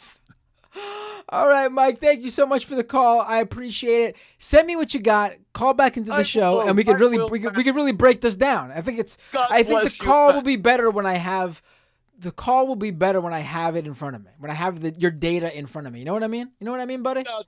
God bless you, Matt. Thank you so much. Have a great night. Get me my $1 million, by the way. You owe me. I'll talk to the lawyers about that. All right. Peace. Hey, what's your name? Where are you calling from? Hello? It'd help if I unmute myself. Oh, Hi, that it's would Tony help. from Texas. Hey, Tony. Can I put you up on the feed? Yeah. Boom. Oh, we don't need to have the Doomed logo up because this isn't technically Doomed right now. Let me turn that off. All right. Hey, Tony, what's going on? What'd you like to talk about? Oh, man, there is so much to talk about. But I guess the thing I really wanted to bring up is I've been getting some unsolicited text messages from a some sort of campaign um, to turn Texas into a luxury destination resort. It's uh, Destination Resort, Texas Destination Resort Alliance. What is Sorry. that?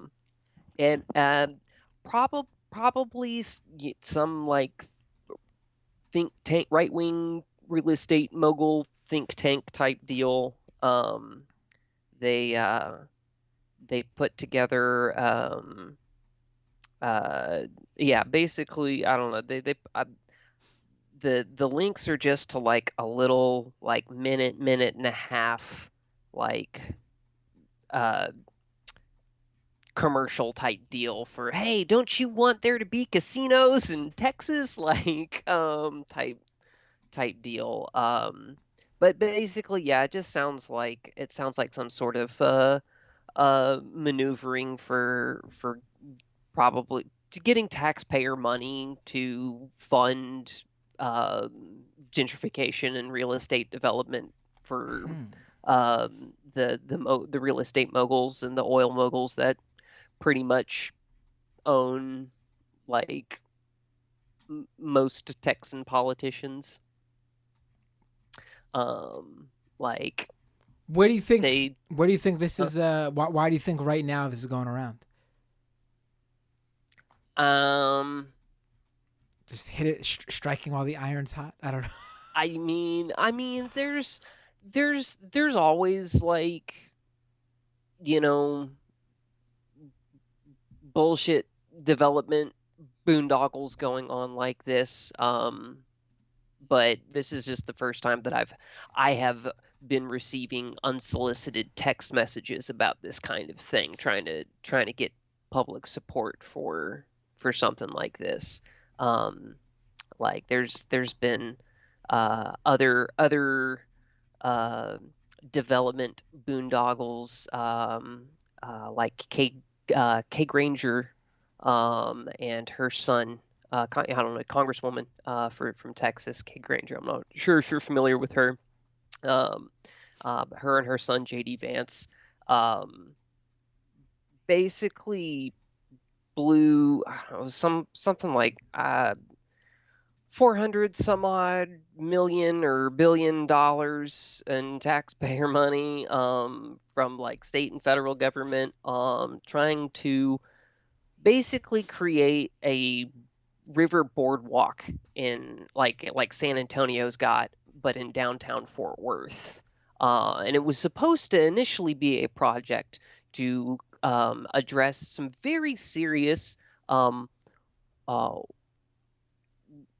flooding problems that the city of Fort Worth has. When it rains hard, the Trinity River gets over full, and the Lake Worth that feeds into it gets over full, and it gets bad. And just this past spring, we had some really bad flooding. But yeah, rather than actually putting that money towards fixing infrastructure and making the city like a safe place to live under whatever the weather condition, they spent all this money trying to create this basically carve another channel between two forks of the Trinity River to make this like circuit that kind of goes near downtown, and have all of these like retail shops and blah blah blah, luxury condos and theaters and stuff like that all built, and it just never went anywhere. They spent all this money, all this time on construction, and it never amounted to jack all. Just burnt through more money than I can conceive. So there's some other scheming rich people trying to do schemy rich people shit in Texas. And so, I know that I'm not the only Texan in the audience. So anybody else wants to look into that, again, that is Texas Destination Resort Alliance. I'm sure some familiar billionaire names will come up connected to that. But that's about all I got. No, I thank you for calling in with that. That's interesting. I want to look more into it, see if it's something I would cover on this show. There's a lot of really weird things going on right now, especially in Texas and Florida. Weird, it's like they're trying to outdo each other.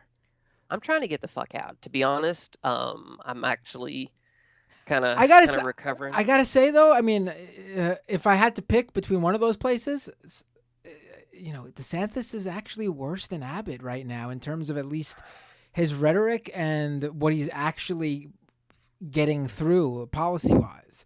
Not saying Abbott's good; they're both horrible. No, yeah, but that's. I'm actually shocked though because I thought that no one would be able to outdo Abbott, and DeSantis is doing it. Yeah, I mean, although Abbott did have that fucking disgusting comment recently about that family of five. The wanted poster for the killer of the illegal immigrants. Yeah, just to get people and then didn't post any information about the suspect. Just to let people know, there was a horrible mass shooting in Texas a couple days ago. This guy was shooting his gun outside, and this family of migrants, they lived in a house next door. I believe one or two of them, a few of them maybe, were actually born here. They're citizens. But they had a lot of family members who were staying over, who had just came or had been visiting, or were here, undocumented. But they apparently asked their neighbor to stop shooting his gun outside because it was very late at night, and the kids were trying to get to sleep or whatever. And the guy comes to their house, breaks in, and starts shooting them, killing 5 of them, including an 8-year-old, I believe a young adult, like a teen girl maybe even. 5 people dead for nothing. And this guy was on the run. And Governor Greg Abbott of Texas puts out a statement saying, we're looking for the individual that killed these 5 illegal immigrants. Just focusing, like, why even mention that? First of all, putting aside that, the usage of the term illegal immigrants, but why even mention their citizenship or their documentation status or whatever, their immigration status? I mean, if you're telling the overall story in like a reporting or like how I'm explaining, sure that you could mention that in the role, but in terms of what he was doing it for, trying to find the perpetrator of this disgusting crime, he focuses on the victims being illegal immigrants without even calling them. No name, no picture, no description of the shooter. Yeah, I mean, we know why he did it, because he's just a bad person. He's a bad person. But yeah, so if anybody's got any work leads for anywhere in the Pacific Northwest, especially Washington, I just got shot down for a union job, unfortunately.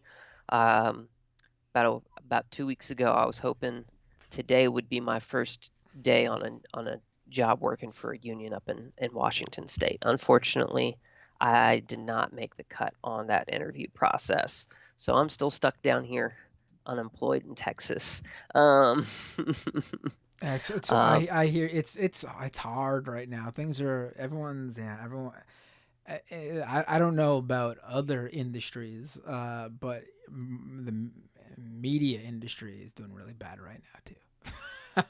I mean, I've gotten to the point I'm even applying to work in kitchens again, and like I made a point to put that part of my career life behind me, right? And for my health and my sanity, but I'm looking for whatever kind of work I can get that I'm qualified for and isn't going to drive me up the wall, because I'm tired of. I worked for 3 different companies last year. I just want some place that I can just do my job and be left alone, and not have to like guzzle company Kool-Aid and that kind of shit, because the job that fired me in March. They did not appreciate the lack of brown on my nose. Didn't matter that I was doing my job better than most everybody else. It did not matter that I was meeting and exceeding expectations. My nose was Yeah, not sufficiently brown. you'll discover. I mean, you have discovered, but everyone else will discover something that I learn and relearn every now and then. And that is that yeah, the way you get paid really doesn't depend on your output. Sometimes it is various other things that really shouldn't matter. Yeah, I've worked for several different companies in the past decade that have folded or gone under, and the entire time I worked for those companies, I busted ass and made my sales and did my thing, and I got left twisting in the wind while the CEO's responsible for burning the shit to the ground floated off on golden parachutes. So companies do not have loyalty to you. I hear that. But Yeah. anyway, I'm gonna hop off because there are other people that want to talk to you and just want to say how great it was to chat with my favorite leftist mafioso before I got to call in and speak to you. Hey, Ole. Um, and shout out to everybody in chat. Y'all have a great night. Take care. All right, let's go to the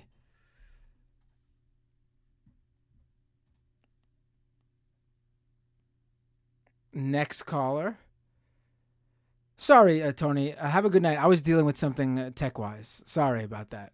Usually I just had to deal with that. All right, the phone should be working again.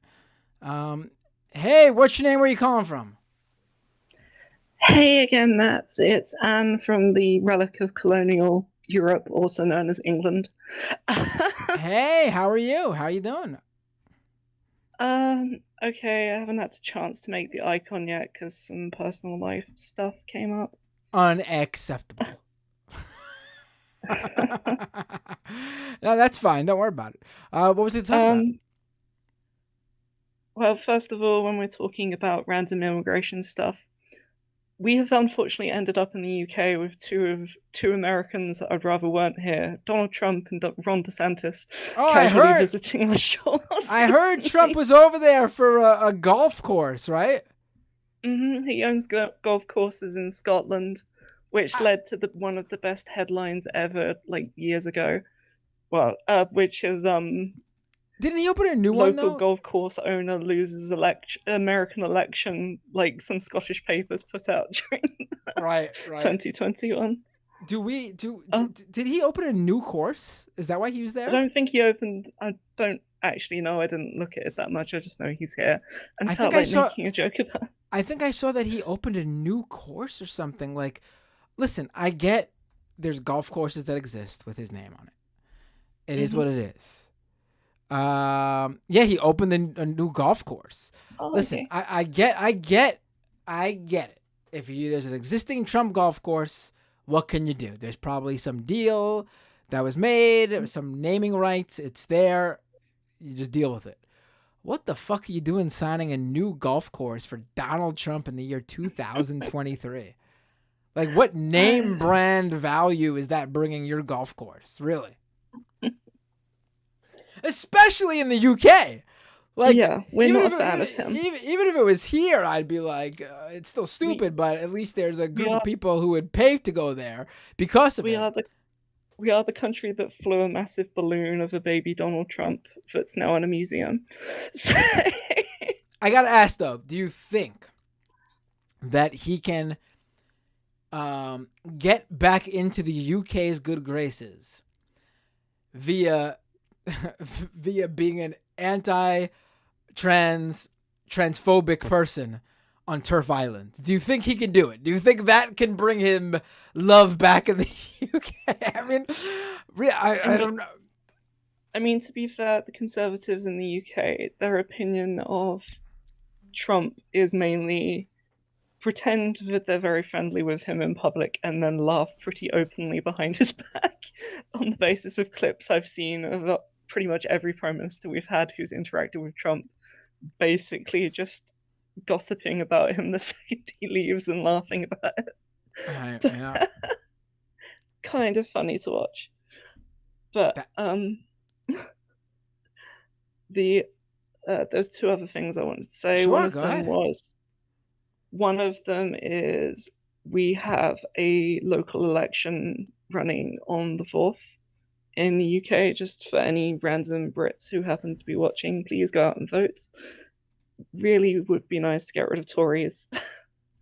That was one quick thing, because really need to get rid of them in the UK. They're being horrific with everything. I know it's a local election, but still, anything we can take away from Conservatives would be very, very nice. The other thing was just wanted to very, very casually compliment the NHS in the UK, because my father kind of almost died the other day, and is he okay? He is out of hospital today, but basically it was a very fun moment of realization that, yeah, he's very lucky that he lives in the UK, because as a result of some cancer treatment, he is now diabetic. And just the thought of, like, if we were in America, the cost of insulin would pretty much bankrupt us as a family.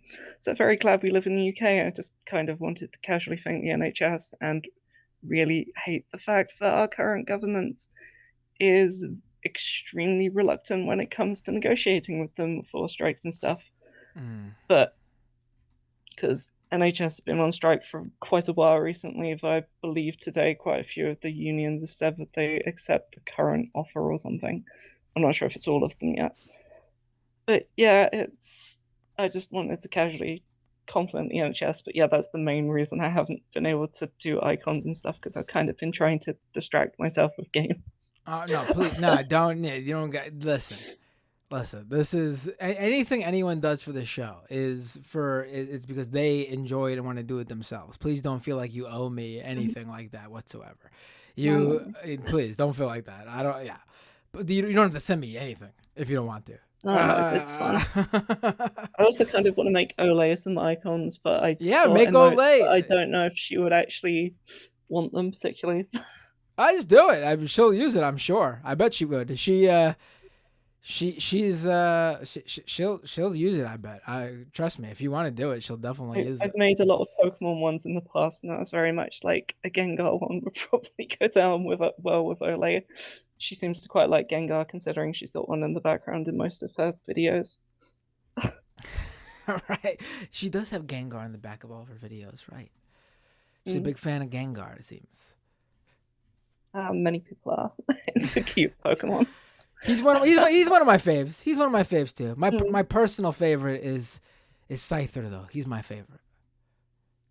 I knew someone who made a necklace of Scyther in like primary school. They had like a Scyther card, and they put a chain around it to make a necklace or something. And I think it's very popular with the boys. I think the reason I like Scyther is because of how he sounds. I like a good Scyther scream. Scyther? I like that. It's a good one. All right. Yeah. Also, one last extra. Oh yeah, please go ahead. Subscribe to Matt Lindell. He's an amazing streamer. Oh, he needs to boast himself more and promote thank himself. you so much. I appreciate that. That's so nice. I've wanted to do that several times, but I've always been like the first call after you've just promoted yourself. All right. I should. It's wrong to double it. Someone just said in the chat, I got to do this. I should get a P.O. box. You're right. I should get a P.O. box. That way people could send me stuff. Right. Well, I really appreciate you calling in. I hope everything goes well with you, your family, your dad. I wish you guys the best. I hope he is back into the best shape he can, and he's back on his feet in no time. I always appreciate the call. I know it's very late where you are. Jeez, it's 5 in the morning. 4 a.m. 4 a.m. All right. Well, Next time you got to call in later. Even I want it to be 5 a.m. there next time. Okay. have a good night. You too. Bye.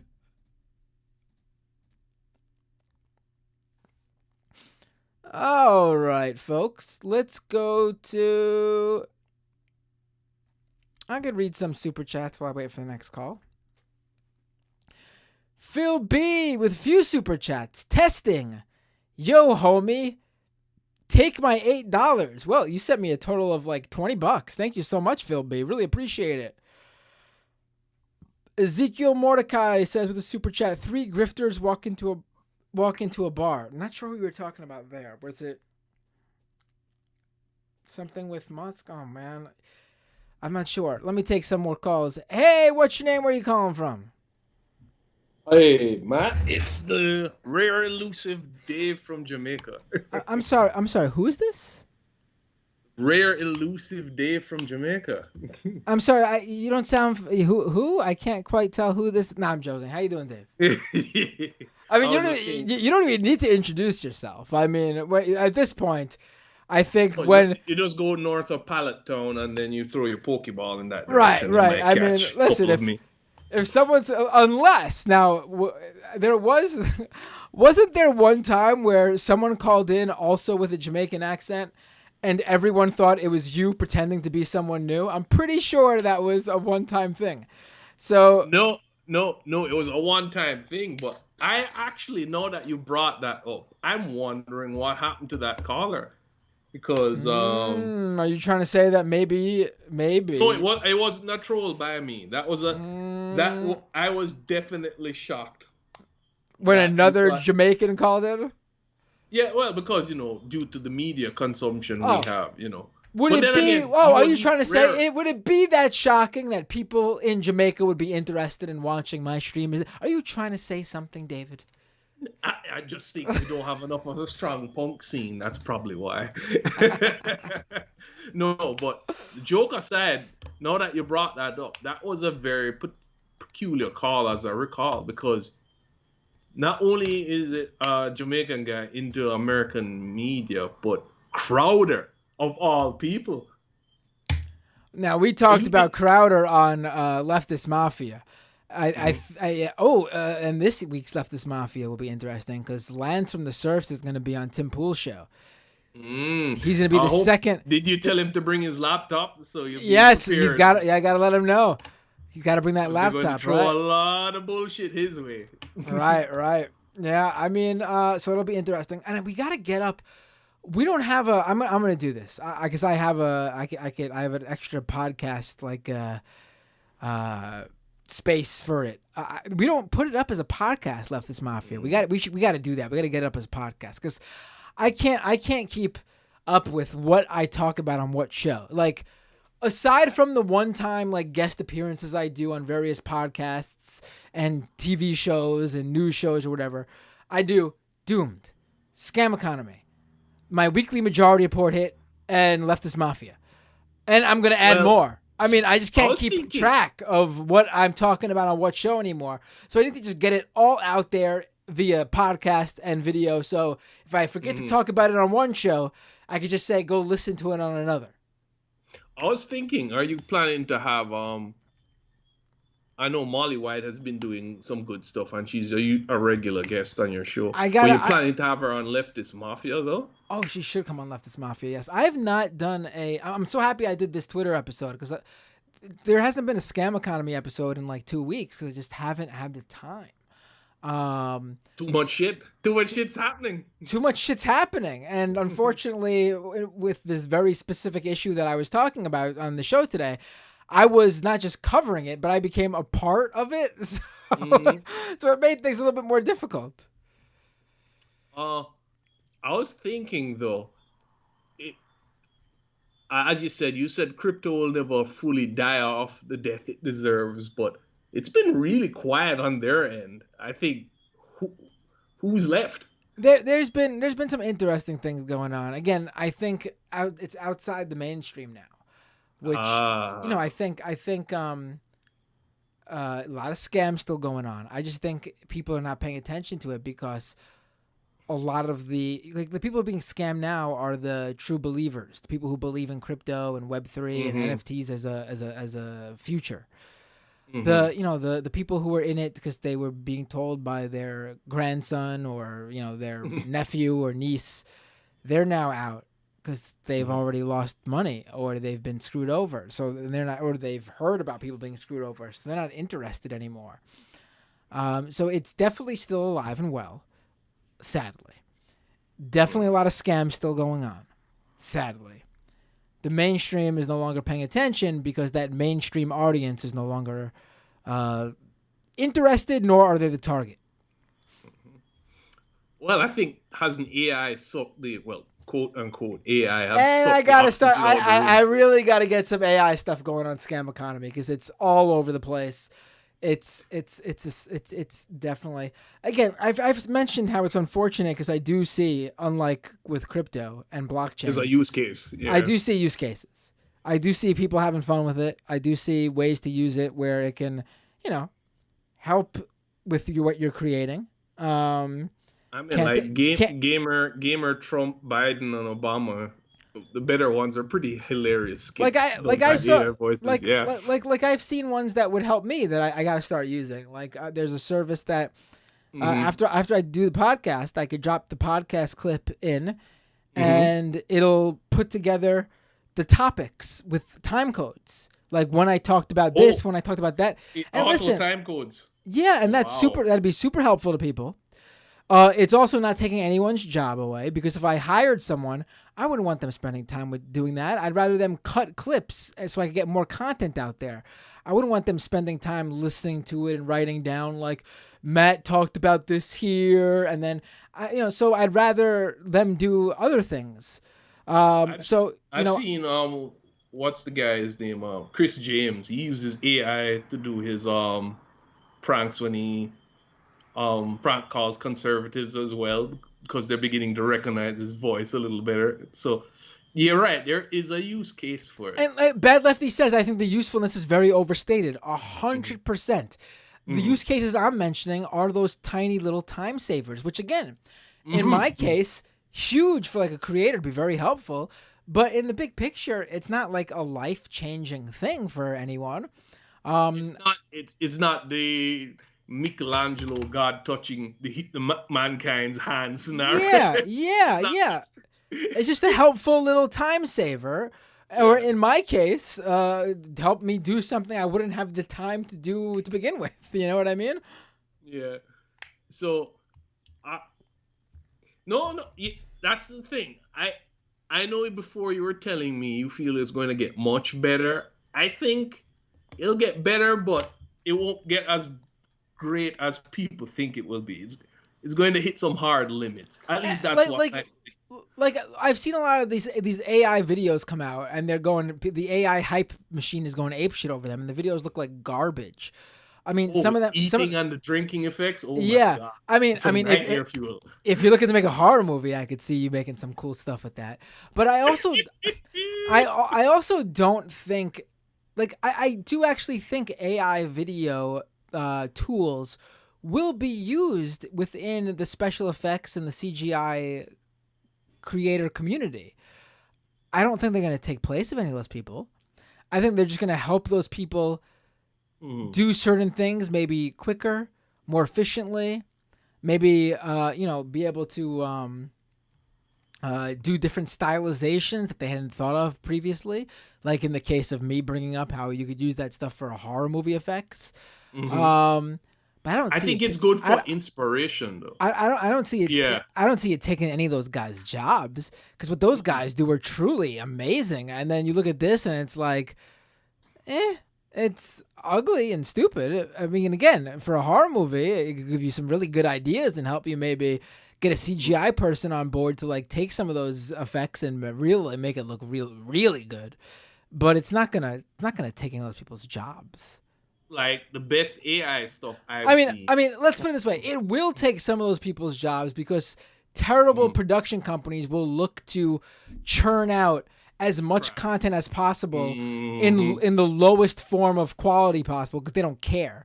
But actual well done productions, actual storytellers and directors and writers and artists who actually care about the craft, it's not going to replace any of those people's jobs. Like from like the best AI stuff I've seen, and you'd have to like search around on Twitch. I think Hassan had an opening he uses. It's in the hands of artists, right? If an artist takes whatever the AI churns out and then tweaks it and cuts off what's not good or uses it as an inspiration, I think that's the ideal use for this type of technology. Yeah, I think stuff like that. I mean, I think some of the stuff I'm seeing is cool and fun.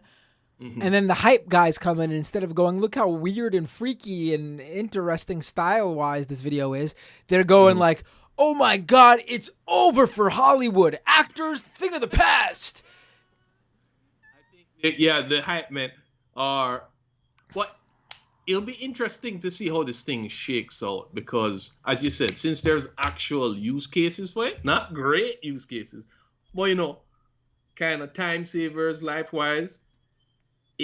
I guess it's harder to scam people with it because there's an actual product. People fall for really. Oh no, you could scam people with it. This whole hype, it's all. I think it's all scammy. It's all scammy. Oh no, the hype is scam. What I'm saying, I guess maybe I'm not using the right words, but since there's an actual thing to evaluate, it's different from crypto, where crypto is more ephemeral in what it was promising, which it was just basically put some money and get more money back. Right. But yeah, I guess no one will really, lose. I mean, unless you're a tech investor who's falling for this shit, which they are definitely falling for this shit. Which again, but that's not the group of people I am concerned with. What I'm worried about is like elderly folks where scammers who are I could see a scenario where someone targets a streamer's family and finds out their grandma's number, calls them after putting their voice through an AI voice cloning tool and convinces grandma and grandpa that they need some money. I mean, scammers already do it now without using the voice. And imagine if they did. Imagine how many more people they would scam. That's where I see the avenue going, and that's definitely scary. So hopefully we can make some laws to catch up with this because the cat's out the bag on that one. So, all right. But I guess the other thing I was kind of interested in is I don't know if you had the displeasure of seeing the Bill Maher Elon Musk interview. I didn't really see much of it. I have to sit down and watch. I don't know if it's worth it. I don't think you should. I mean, I'll be honest. Watch the highlights. I've watched a few Elon interviews. It's not like, you got to watch like Tucker Carlson or Steven Crowder to see what they're up to. Elon's interviews are usually boring as hell. He's usually his real self, he gives everything you need in his tweets. Like, there's no reason to watch his interviews to see like what's he gonna say, because he never says anything interesting in the interviews. But that's the thing I'm trying to figure out with some of Elon's biggest simps and supporters are people who generally should know better, right? Like people in the listen. If you're a hardcore Tesla guy, and I don't mean someone who's just buying Tesla because you like the car. I mean, these guys are obsessed with Tesla. You don't know enough. I'm sorry, you don't know better. No, I mean, like, especially in the STEM field, because he has a lot of fans in that. Sure, part. I guess maybe less now because they are. Yeah, but yeah. No, because like I've seen lots of engineers simp for Elon, and like I'm not even an engineer, and I know he is posing, he is bullshitting, right? It's kind of like the people who are very into Elon when it comes to space, rockets, and shit. They're simping for him, and he clearly knows as much as a guy who watched a YouTube video on rockets, like for 30 minutes. Right. And that I can't figure out because those guys go to bat for this dude like it is. Because they're not. A lot of those guys aren't very. I mean, we've seen with like what was it, MIT, and all their connections with Epstein, like Jeffrey Epstein. I mean, those guys just aren't. They're very smart in their field, but when it comes to any sort of social cue, societal norm, or even just street smarts, they're just not. They're so easy to. Marks. Yeah, they really are. They're geniuses, maybe, in that one specific field that they've studied and specialized in. Well, that's the thing that's weird. Everything outside if you of are that. a rocket engineer, you're supposed to be able to tell if another guy's a bullshit artist in rocket engineering. It's so weird. You'd think, but apparently not. Really, I mean, I wouldn't trust any of these guys with a lot of things. I mean, I don't even know. Like, I mean, listen, a lot of them probably barely raise their kids. I mean, if they even are so, if they're even able to get far enough socially to have kids. I don't know. It's so strange. I like watching the bits of the Maher Elon interview I caught, and it was, trust me, it is very hard to watch because watching Bill Maher slobber over Elon is probably the height of that. Is that the biggest takeaway? Bill Maher was probably acting like he got Jesus Christ on the show, didn't he? No, because he's like, tell me about the woke mind virus. Like he's talking to some philosopher king. And like, where do you think it started, Elon? And then the funny part, as somebody pointed out, I think David Griscom pointed out to me, is that the Elon is talking like he grew up in an American high school. And that's the part that makes it very interesting to me. Elon is a poser. That's his main characteristic. He wants to pose so he can get attention and be liked. And the ridiculousness of, you grew up in South Africa when you're in your high school days. I think your high school experience is nothing like Bill Maher's high school experience in New York. So I don't know what, it's such an obvious little lie people can pick out. Like, like these kids are not like our high school days. What are you talking about? Right. No, he is, he's a poser. Yeah. I think that's a good way to put it. He's a poser. And that's the part that bugs me about it, because engineers are supposedly a type of group that is very hostile to people posing as engineers, right? And yet somehow Elon does not get that level of scrutiny from a lot of them. Now, I'm not saying all engineers are bad, because I know Nick Hauer in here is one of the good ones. You have a crazy good audience, I have to say. they're from all over. But yeah, I guess he will say it too. It's very weird to see the people who should know, at least in their little specific micro field, to know this guy is full of shit, but they can't seem to do it. And it just bothers me. Sorry, but it really does drive me insane, because I just don't understand how he does it. He's not particularly charismatic. He's a bit of a weirdo, and yet he has garnered so much love and respect from a lot of people. I don't see Mark Zuckerberg get this, and he's a big nerd too.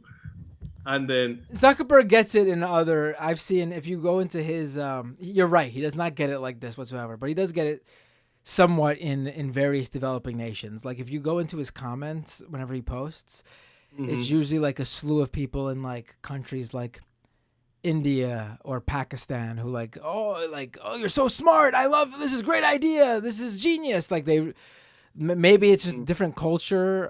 Maybe maybe they don't know enough about him.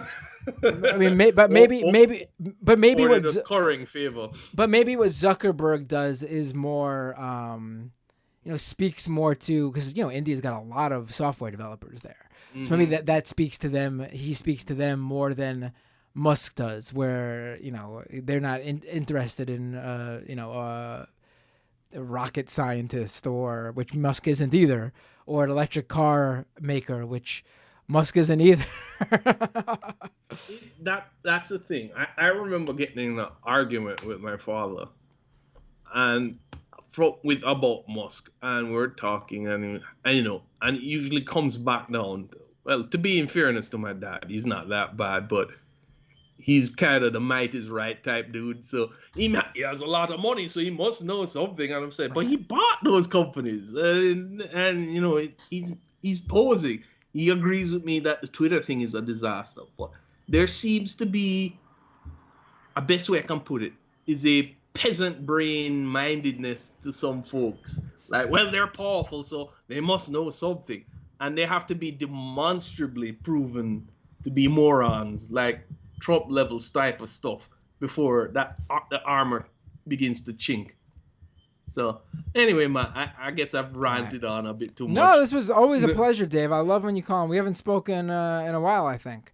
So great for you to call. I've been listening to the show. No, I know. I've seen you. I've been getting a lot more calls than usual lately from all sorts of different callers. So no, you have great callers. Thank you. I love the artwork of your previous caller when she made the Matt Binder head. So if she's worried about Ole not liking, I can tell you, I don't know Ole personally, but she would love those type of art type stuff she does. So she has nothing to worry about. But anyway, Matt, later, guys. Later. Take care. All right, let's go back to the phones. I'll take maybe 2, maybe 3 more calls, depending on how long they go. Let's see. Hey, what's your name? Where are you calling from? Can you hear me? I can hear you. What's your name? Where are you calling from? My name's Alan. I'm calling from North Carolina. Hey, Alan from North Carolina. What would you like to talk about? Well, one thing I wanted to give you. Apparently, Twitter just updated the verified message to just say this account is verified. I just saw that. I think that's for the reason I stated in the first half, where the people he gave it to, like he gave that freebie to, they don't want, like, there's going to be probably a legal issue with it saying they paid for it. This way, it's much easier. They don't have to decide how to figure out how to put one check mark on certain users and another check mark on other certain users, because then you're going back to the old system, right? So I think this is their solution, so they don't get sued. But then it also creates like this weird thing where like people, like, I don't know, I guess everyone, like the assumption now is that everybody paid for it, but like the whole point of like the message in the first place was just, you might as well just get rid of the message altogether, because the whole point of the message in the first place was to differentiate people who were paying from people who weren't paying after the Eli Lilly thing. So like, I don't know. It's just kind of just frankly quite hilarious that he just might go back around to just making everything the way it was at first, with just an added addition of like maybe some people paying for it. I don't know. Right.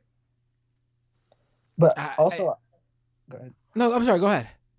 No, I was gonna segue into something else, but if you had something to say. Oh no, like I think I honestly don't think he has any clue what he's doing, and he is going through the motions of, the classic build fast and break things, where you just throw whatever shit's at the wall and see how it turns out.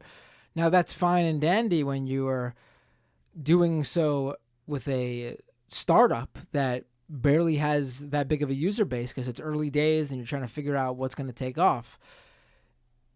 Not so smart when you're doing it for a platform that has hundreds of millions of users that use it for like very serious things too. Like you're playing with people's jobs or income or social life or anything really, you name it. So I think he's just running it absolutely how you would not run a social media platform. Let's put it that way. So what's the next thing you wanted to talk about? Well, I was just gonna say that the app has gotten remarkably worse in every aspect of like the way that he wants it to be better. Like originally he was like, his main thing was like, oh, I'm gonna get rid of all the bots, but the bots have gotten markedly worse since he took over. Like I don't know if you know this, but like if you, I mean, you probably don't, but like black people on an app, I'm black, we say the N word sometimes, and then so if you say the N word with an like the N word with an A, not an ER, there's like bots that come into the comments and they'll like post racist things in the comments of like anyone who says like the N word. So you'll have like black people having a conversation and someone says the N word, and then like all these racist bots are in the comments now.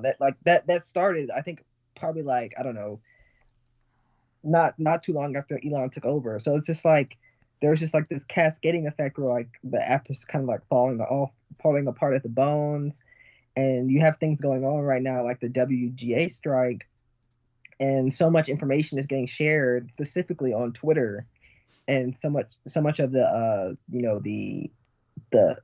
momentum behind the strike is being fueled by the energy of Twitter, and it just sort of, it feels like, I don't know, his main goal was to just make the app markedly worse for these things, because he noticed that when he was tweeting, like he felt like there was like a power imbalance in his tweets where he couldn't dunk on the plebs the way he wanted to dunk on the plebs.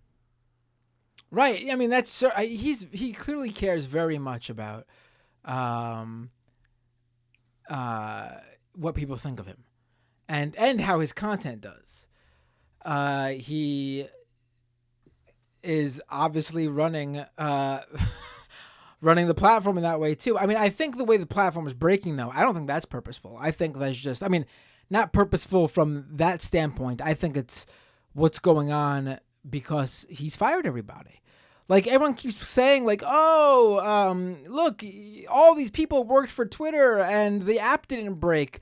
They were clearly unnecessary. Well, the majority of people who were fired from Twitter by Musk weren't developers. They were the sales team, the marketing team, the designers. The people had nothing to do with the code.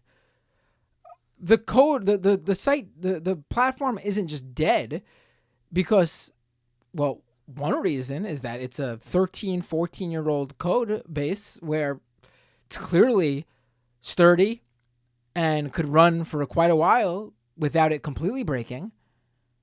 But we're also seeing what happens when there's not regular upkeep to maintain it. Little things start breaking here and there. And that's what we've seen. I mean, all of a sudden one day, like yesterday, you couldn't log in via desktop, or it was automatically logging you out if you were on desktop. Another day, Twitter users in certain countries couldn't log in at all. Another day, photos and tweets would break.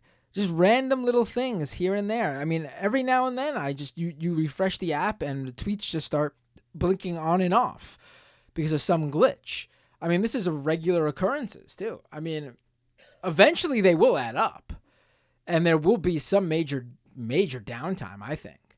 But people who say like, you didn't need all these people working there. I mean, they weren't developers. If you're talking strictly, look how the app's still running. The people, the majority of people who got laid off had never touched the code in their lives, I'm sure. I don't know. I think there's a lot of tandem issues going on. I think that part of the reason why it was kind of like a hostile takeover is because the workers at Twitter, and specifically the people in San Francisco, I think, they have, like, Elon Musk has a very specific type of reputation in the tech industry. I think people sort of overestimate his, like, the people that are like actually like him. I like he especially his relationship to workers. I think Elon has a very contentious relationship. I mean, you see with all the lawsuits that he has going on right now with all his companies, and so like a lot of people that probably the company really needed and probably took him maybe a while to fill those spots. Probably a lot of people just quit that probably were working on the code that he needed to work there because of the way that because of all all the various headlines that were going on and the way that he was talking to the workers and where there was like there was all those severance things that were happening where he was giving all these offers and telling people they were going to have to work under certain conditions that they weren't really comfortable with. And so like I think that because of that there's like probably a major cultural shift going on at the company right now, and I think that that's really hard for a lot of these tech companies to rebound from. I think that especially when you have things like like this like, kind of like AI boom, I think that there's a lot of conflicting ideas about what Elon's specific ideas are about AI, but he was one of the pioneers of it, like the open AI model. So at least like he put his backing behind open AI at some point. Oh, right. He was part of, he was in the early co-founding team of, I mean, again, I would stress when we say he was one of the creators of the model, you mean Elon's a professional CEO. He funded the people he may who know how to code, but he's not a coder. Like he's I a don't even professional honestly CEO. I don't even based on what developers have told me about his knowledge when he tries to act like he knows stuff, I don't even think he knows how to code. I think it's all a bunch of fluff. He's like a Python guy, and a lot of people would argue that Python's kind of like the layman's coder language. It's very what's called high level. It's a little confusing to people who don't know like coding language, but high level means that like it's closer to English. Like the coding language is closer to English, so it's a high level coding language. So and it's not as there's a lot of like fail safes, and it's kind of like it's very good for like learning how to code and things like that. So. Right. And he's very involved in like sure the Python kind of sphere of coding. Then he should probably stick with just knowing, being clear that he just knows that though, because according to developers, he's often wrong when he tries to act like he knows beyond that. I mean, but that's kind of Elon's thing, isn't it? Like that's kind of like his ethos. Like he kind of fails to the top, I guess, or like pretends he has like this idea. Well, he's always kind of had like this conflated idea of himself that he likes to purport to like the masses, and that's very incongruent with who he actually is in reality. Like kind of like how he had like that big, like I don't know how close this is to like how he praised himself now, but remember like there was that thing where he was trying to make it seem like he was like self-made, and he was like he was like poor or whatever, and then people had to come out and say. Like now it's a pretty well-known fact that he's descended from like emerald miner, but like that was like an emerald mine owner in South Africa. But it was like he was trying to like be like one of like these tech genius startup kind of guys, and it just really didn't kind of go his way.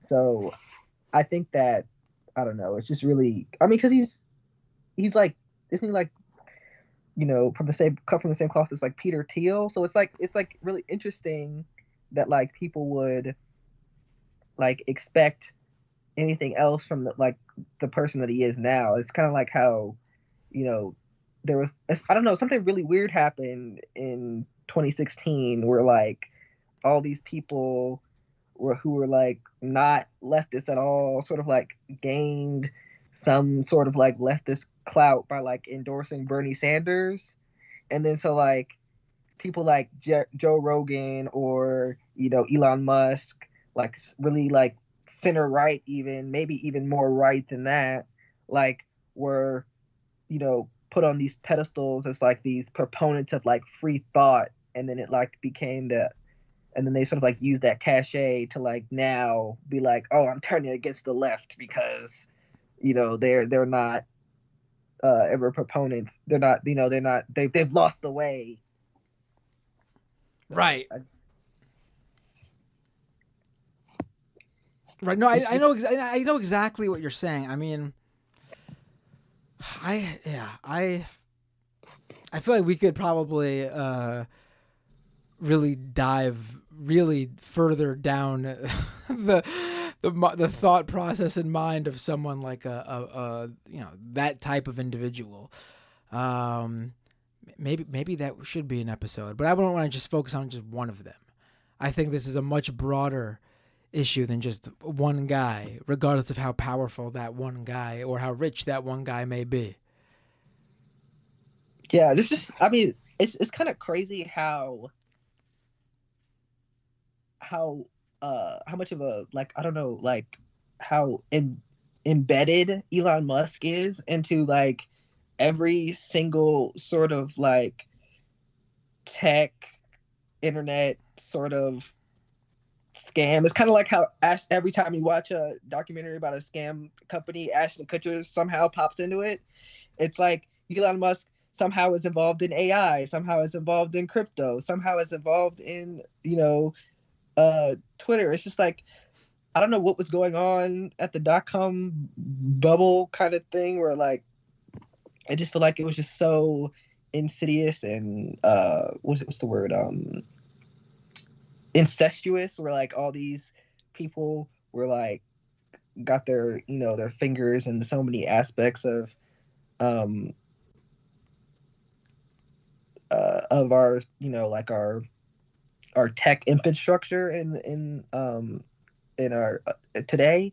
So like you pull up any weed and somehow Elon Musk is there, and it's like it's I just think it's like super crazy, like that because like almost nobody like respects him. So like it's weird that, I don't know, it's just I just can't really wrap. It's sort of like Mark Zuckerberg, but like at least Mark Zuckerberg, or like, I don't know, a Jack Dorsey or somebody, like at least those people are famous because they like came up with an idea. But like Elon Musk hasn't even done that. So like Twitter is just like, I don't know, the third company in a list of companies that he's taken over. And that's his claim to fame, is that he's taken over these companies. Right. Yeah. I mean,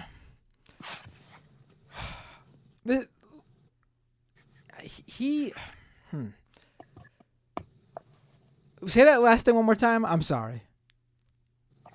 Well, I was just saying that like it's kind of crazy that Elon Musk has done so little in actuality, yet he's infected so much of the infrastructure of so many topics in the internet sphere. And right. And it's crazy that just Twitter is his only claim to fame is that Twitter is the third company in a list of companies that he's just acquired and not actually done anything to the making of. And you don't really see that for like it's rare to have like someone who's like just like a famous like career CEO.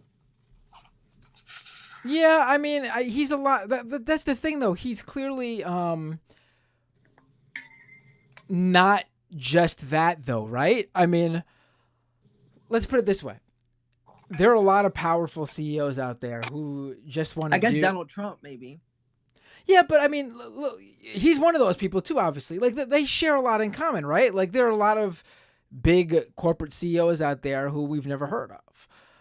And nor do they want you to hear who they are, because their job is to simply create as much, wealth for the shareholders of the company and run the business or whatever. They don't care about the fame or credit aspect as much as someone like a Musk or a Trump, because for them, it's more than just that power. Like, a lot of these guys, they're just happy with their money, and they fucking go on their fancy yacht and they live in their big mansion, and that's life for them. They're living the dream and they know it. But a guy like Musk or Trump, the money or the power is not really what they're looking for. I mean, they want it, but what they're looking for is much more than that. They'll probably never get it because money can't buy it. But they're deeply unhappy people, honestly. It must really suck for Elon Musk to know that he can't run for president. Oh, I'm sure he wishes he could, right? Absolutely. Like that's probably like it's probably eating him away at night because I think that sounded like that would be perfectly in his wheelhouse of things that like he just can't because he's not American because he wasn't born in America, so like he can't actually do that. So it's like that sounds like something like that it would just be right up on his list of like dream jobs. I don't know.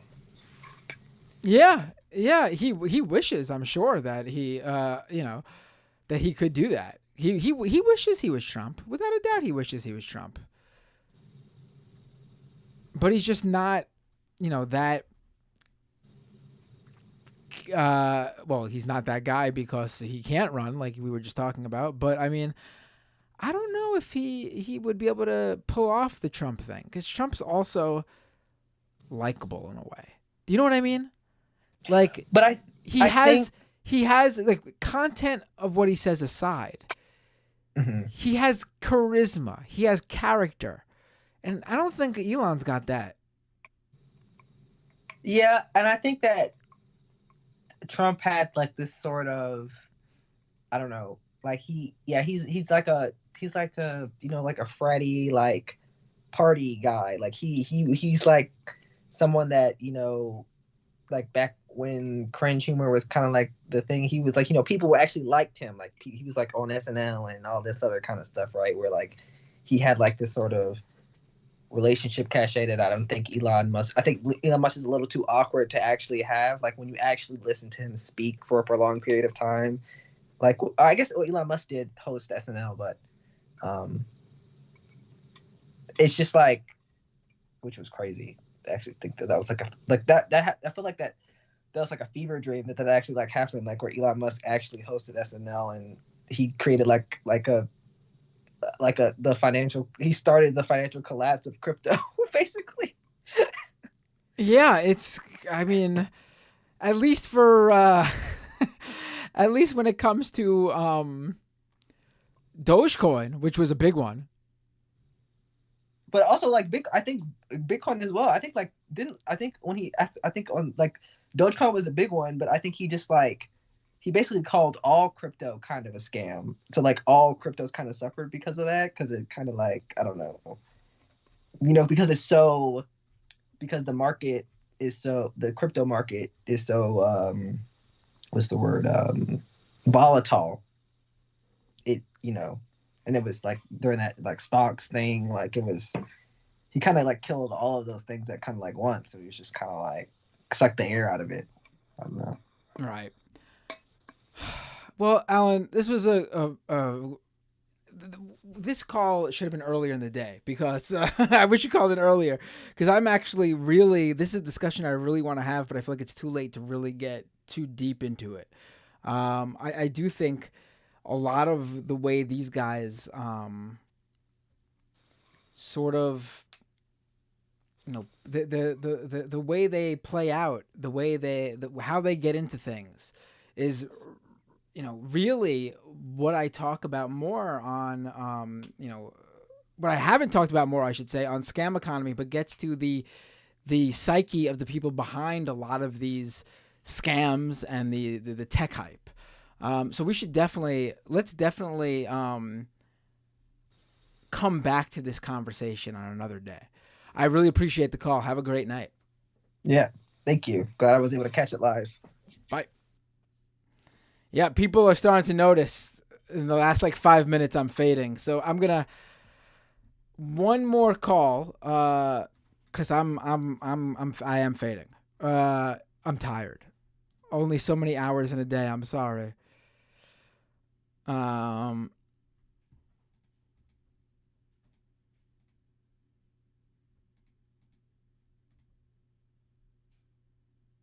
Let's take this call. Hey, what's your name? Where you calling from? One more call.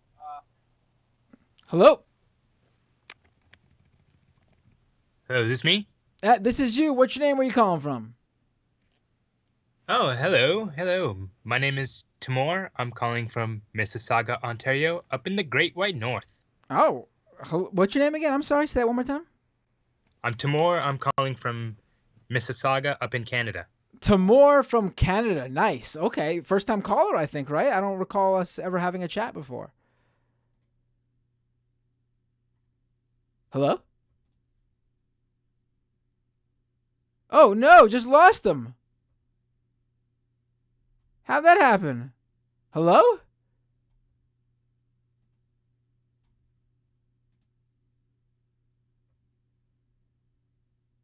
Call back in, Timur. No, I'm going to give...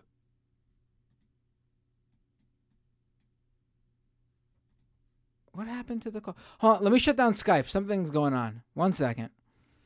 Technical difficulties.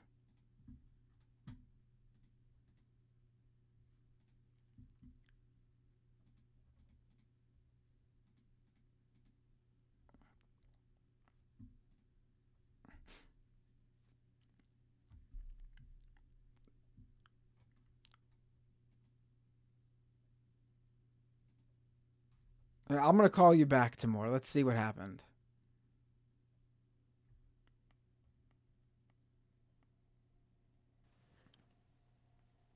Hey, Hello? we got disconnected. We got disconnected for some reason. I don't know what happened there.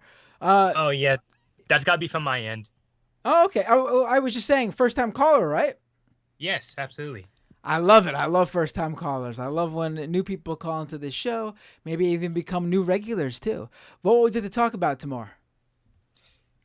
Yeah, I want to know if... I know you cover... First of all, I've been watching for about a year now. I like the videos you put out. I think it's great content. And I of course, appreciate I that. know you from Majority Report, so Very I know you good. cover politics as a whole. I don't know if you follow anything that happens in my country, Where do you live? in Canada. Oh, right. I'm sorry. It's late.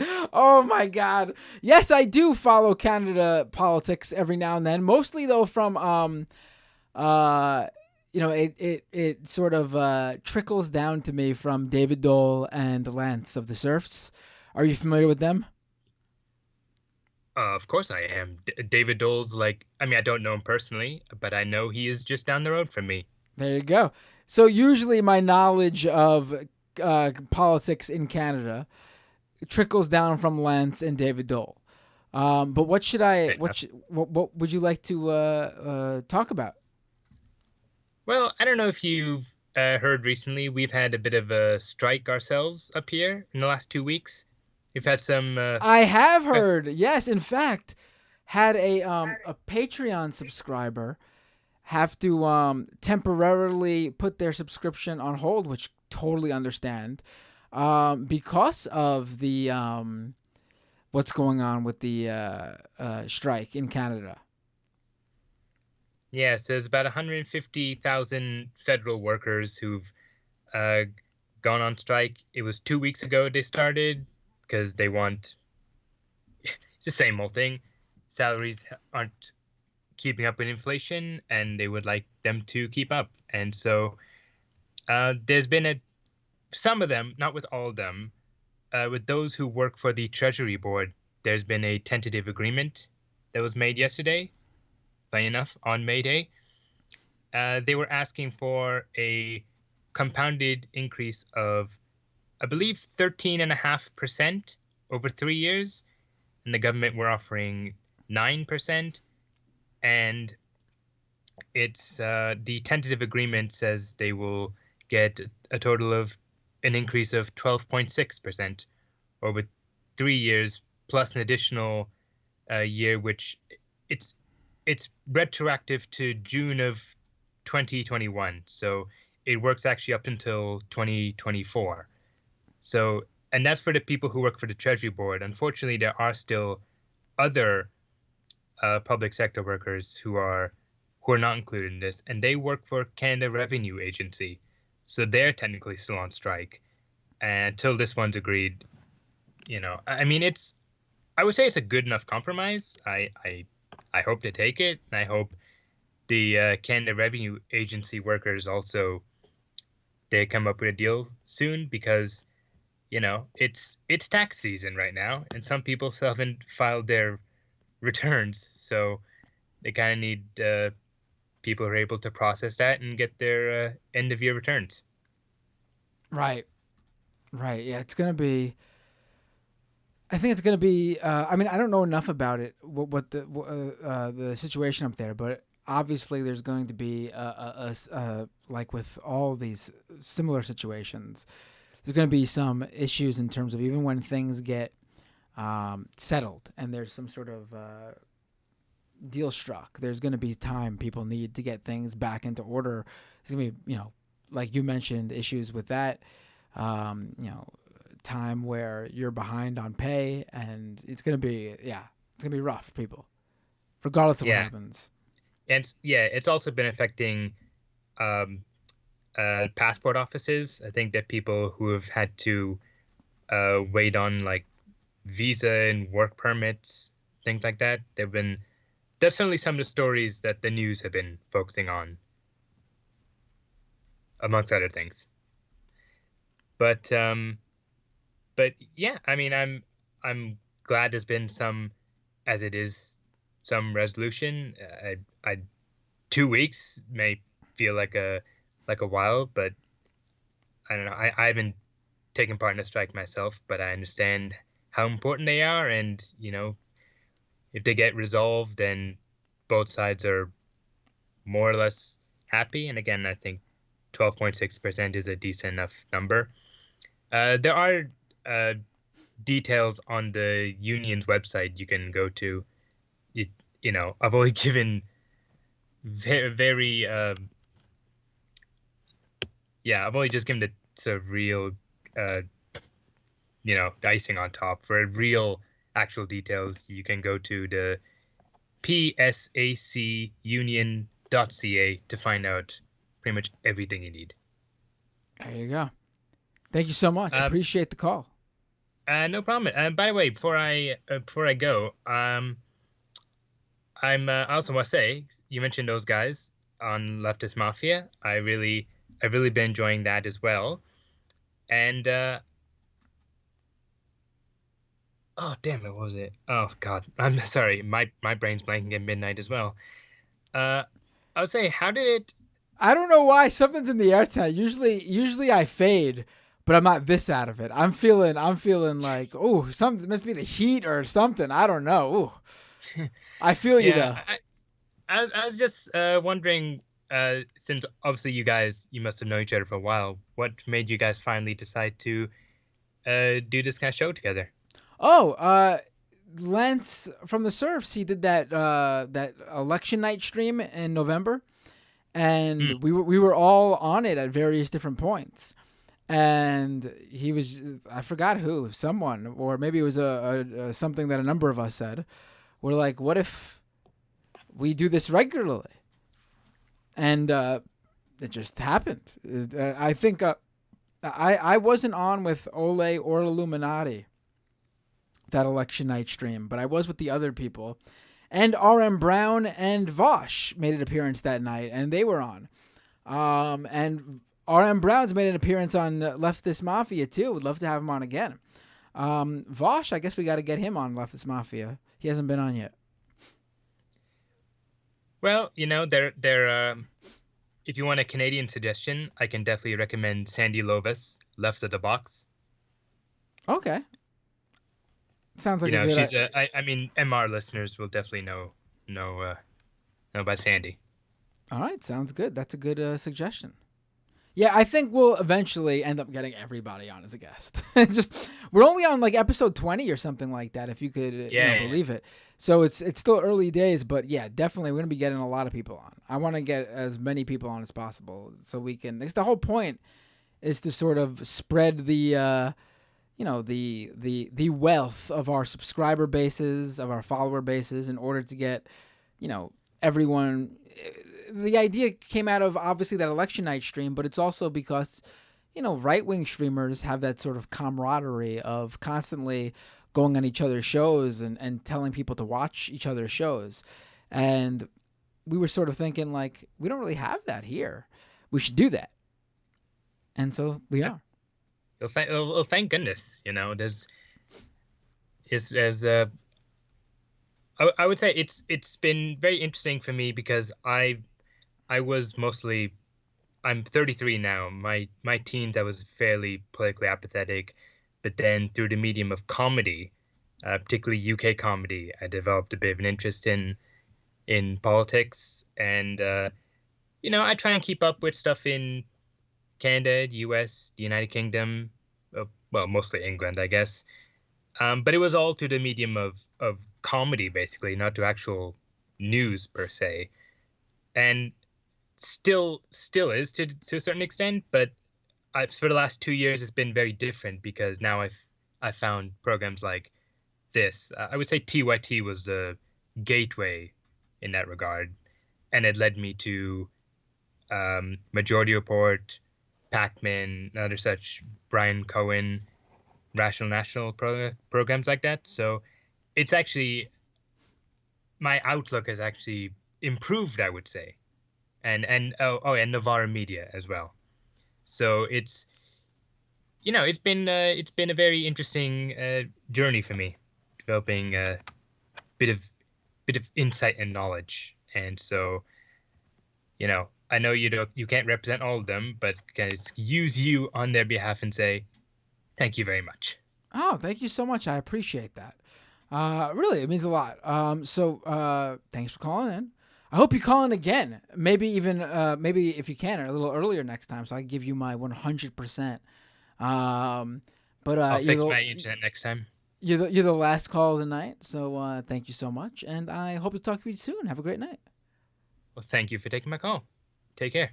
Peace.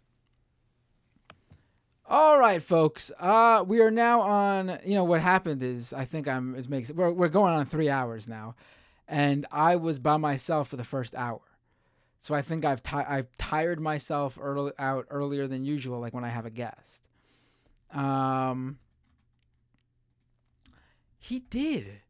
You're right. Josh Block says that last caller sounded like Danhausen, which is an AEW wrestler. He did sound like Danhausen. I don't know if he knows who Danhausen is, but it's a good thing. Danhausen is one of my faves. He's very cool. Let's get to those super chats. Nominal Times with a super chat. Give us 10 minutes bass riffing and beat poetry on topic in fun half, please.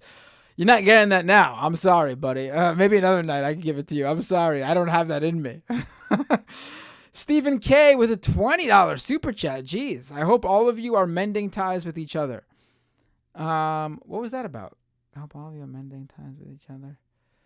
Oh, man. Please try to leave a little context in the super chats because I have no idea what that's referencing. Jesse B with a $25 super chat. Thank you so much. Renee with a super chat. Miss Heathen wants to call in to talk about the Libertarian Crypto Fash Congress that she crashed. Oh, let's, can we, I will take your call first thing next episode if that's fine. Because I do want to take that call. I don't want to give you me right now. I want to get excited about it. I want to ask you good questions. I don't think I could handle where I need to be right now for that. First thing next episode, I swear, because I'm actually really interested in hearing about it, and I'll play the clip. In fact, we should set up, even if it's not a whole episode guest, we should set up getting you on the show to talk about it, even if it's just like a 20-minute, like a mini episode. No reason I can't do a 20-minute episode either. Why even call it a mini episode? We do a 20-minute episode of the show. Or maybe we can talk for 40 minutes, an hour about it. But that should actually be an episode, not a call-in. Let me reach out to you, Rem. We'll set it up, okay? Sounds good? I hope you want to do it. Because that's very interesting.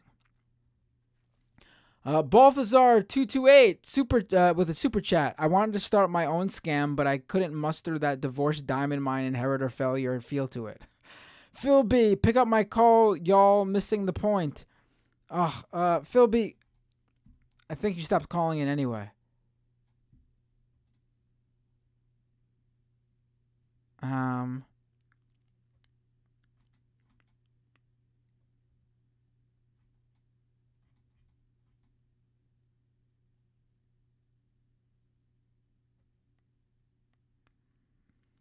let's I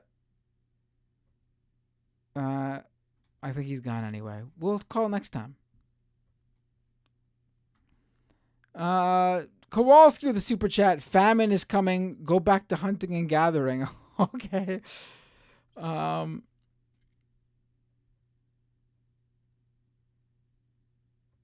wait. Rem, you met Ian Crossland? Okay. Cause he reached out to me. Because he said he spoke to one of my fans. And now I know I'm assuming it was you. He wants to do something with me, which I would love to do. We got to set it up. I got to reach out to him. I can't keep up with all the messages.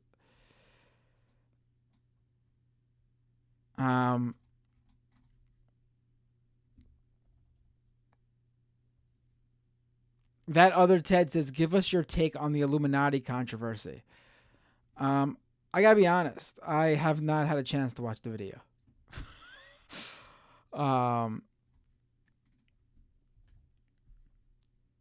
And thanks for the gift sub, says Matt's non-support of Blair was a breath of fresh air.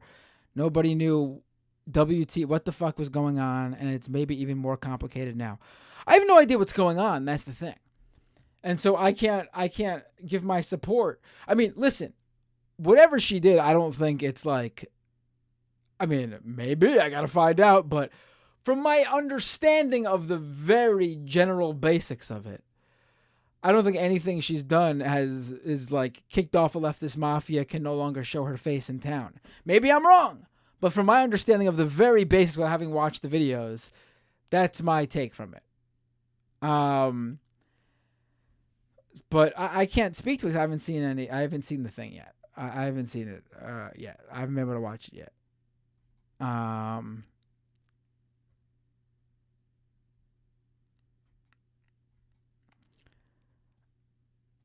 But yeah, I can't speak for anybody until I know what's going on. I can't vouch for anybody till I know the deal. If I knew the deal, maybe I would vouch, but I don't know, so I can't say anything about it. But from my understanding, it's not like I can no longer associate with her.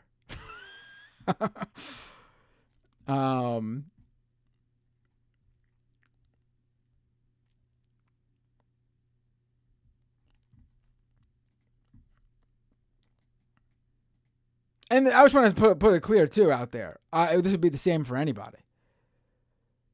Any drama involving Lance, Mike, David, Ole, even beyond that, on the MR crew, I need to know what's going on before I can vouch.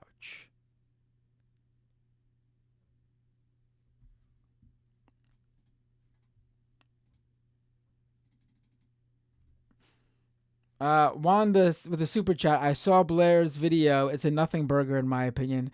Don't kick her off leftist mafia. I wouldn't kick her off leftist mafia. I mean, unless it was really bad. I would have to see what it is. Like, if we're talking murder here, I'm sorry. She's at least gotta put some work in to making myself cough now. She gotta put some work in to atone for those sins. All right. I do have to watch the video though, and then I can give you my feelings.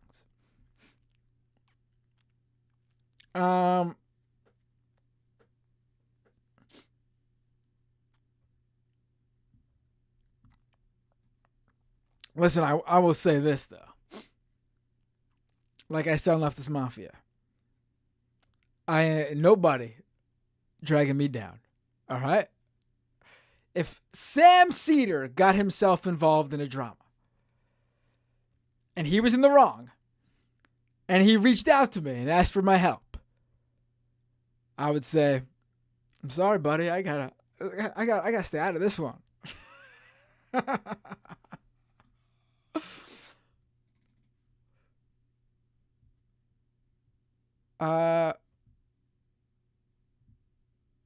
All right, let's. I got to. Where am I?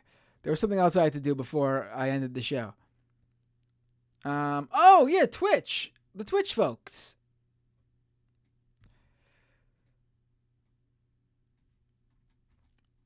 Ponderosapine. Resubscribe for 1 month at tier 1. Subscriber for 16 months. Friendship is predominantly a bourgeoisie relationship. Under bourgeoisie ideology, your friends are supposed to be some sort of unconditional relationship. But as materialists, we know better. Likely your friendships are based on common interests, hobbies, and similar sensibilities, all of which are founded in class proximity. This is from an hour ago, by the way. This is not in response to the Illuminati thing. Valinova gave out 5 community gift subs. Thank you, Valinova. A social communist resubscribed for 1 month at tier 1 and subscribed for 14 months. Thank you so much. Speculum Fight resubscribed with Prime, subscriber for 14 months too. God, you guys are great. Semi Lazy 1 subscribed with Prime. Galaxy _ subscribed with Prime. Thank you all so much. I really appreciate the support. Really, it means the world to me.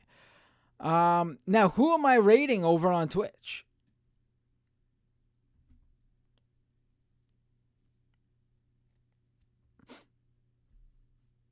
Who am I rating over on Twitch? Let's see who's on right now.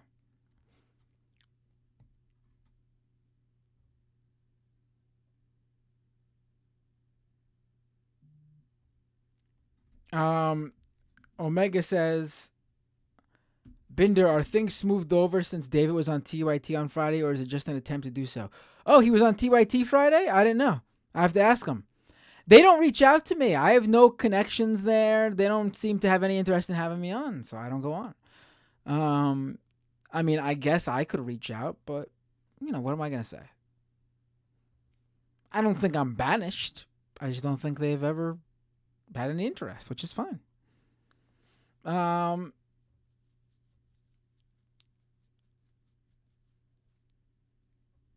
Yeah, I haven't rated Amy EC3 in a while, so why don't I do that? I'm gonna rate Amy EC3. It's been a while.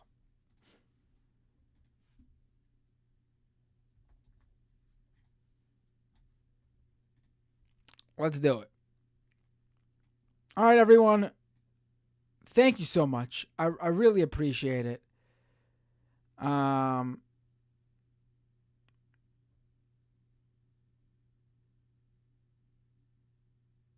So, Directive says Vosh always goes to bat for Shorehead. I'm like, it's too late to go there. It's too late to go there. Have a great night, everybody. Patreon.com/MattBinder if you'd like to subscribe. If you're thinking about it from this standpoint, when I launch the newsletter, only the people who are subscribed to Patreon are going to get that offer that I mentioned earlier. And that newsletter, we're talking a week, maybe 2 in the works. So if you're thinking about becoming a Patreon subscriber, now's the time. Again, if you could afford to do so. Otherwise, just continue on. You'll still get free stuff as usual via podcast and video. And there'll be freebies in the newsletter too. You're not, and so don't worry. So patreon.com/MattBinder. And I will see you all real soon.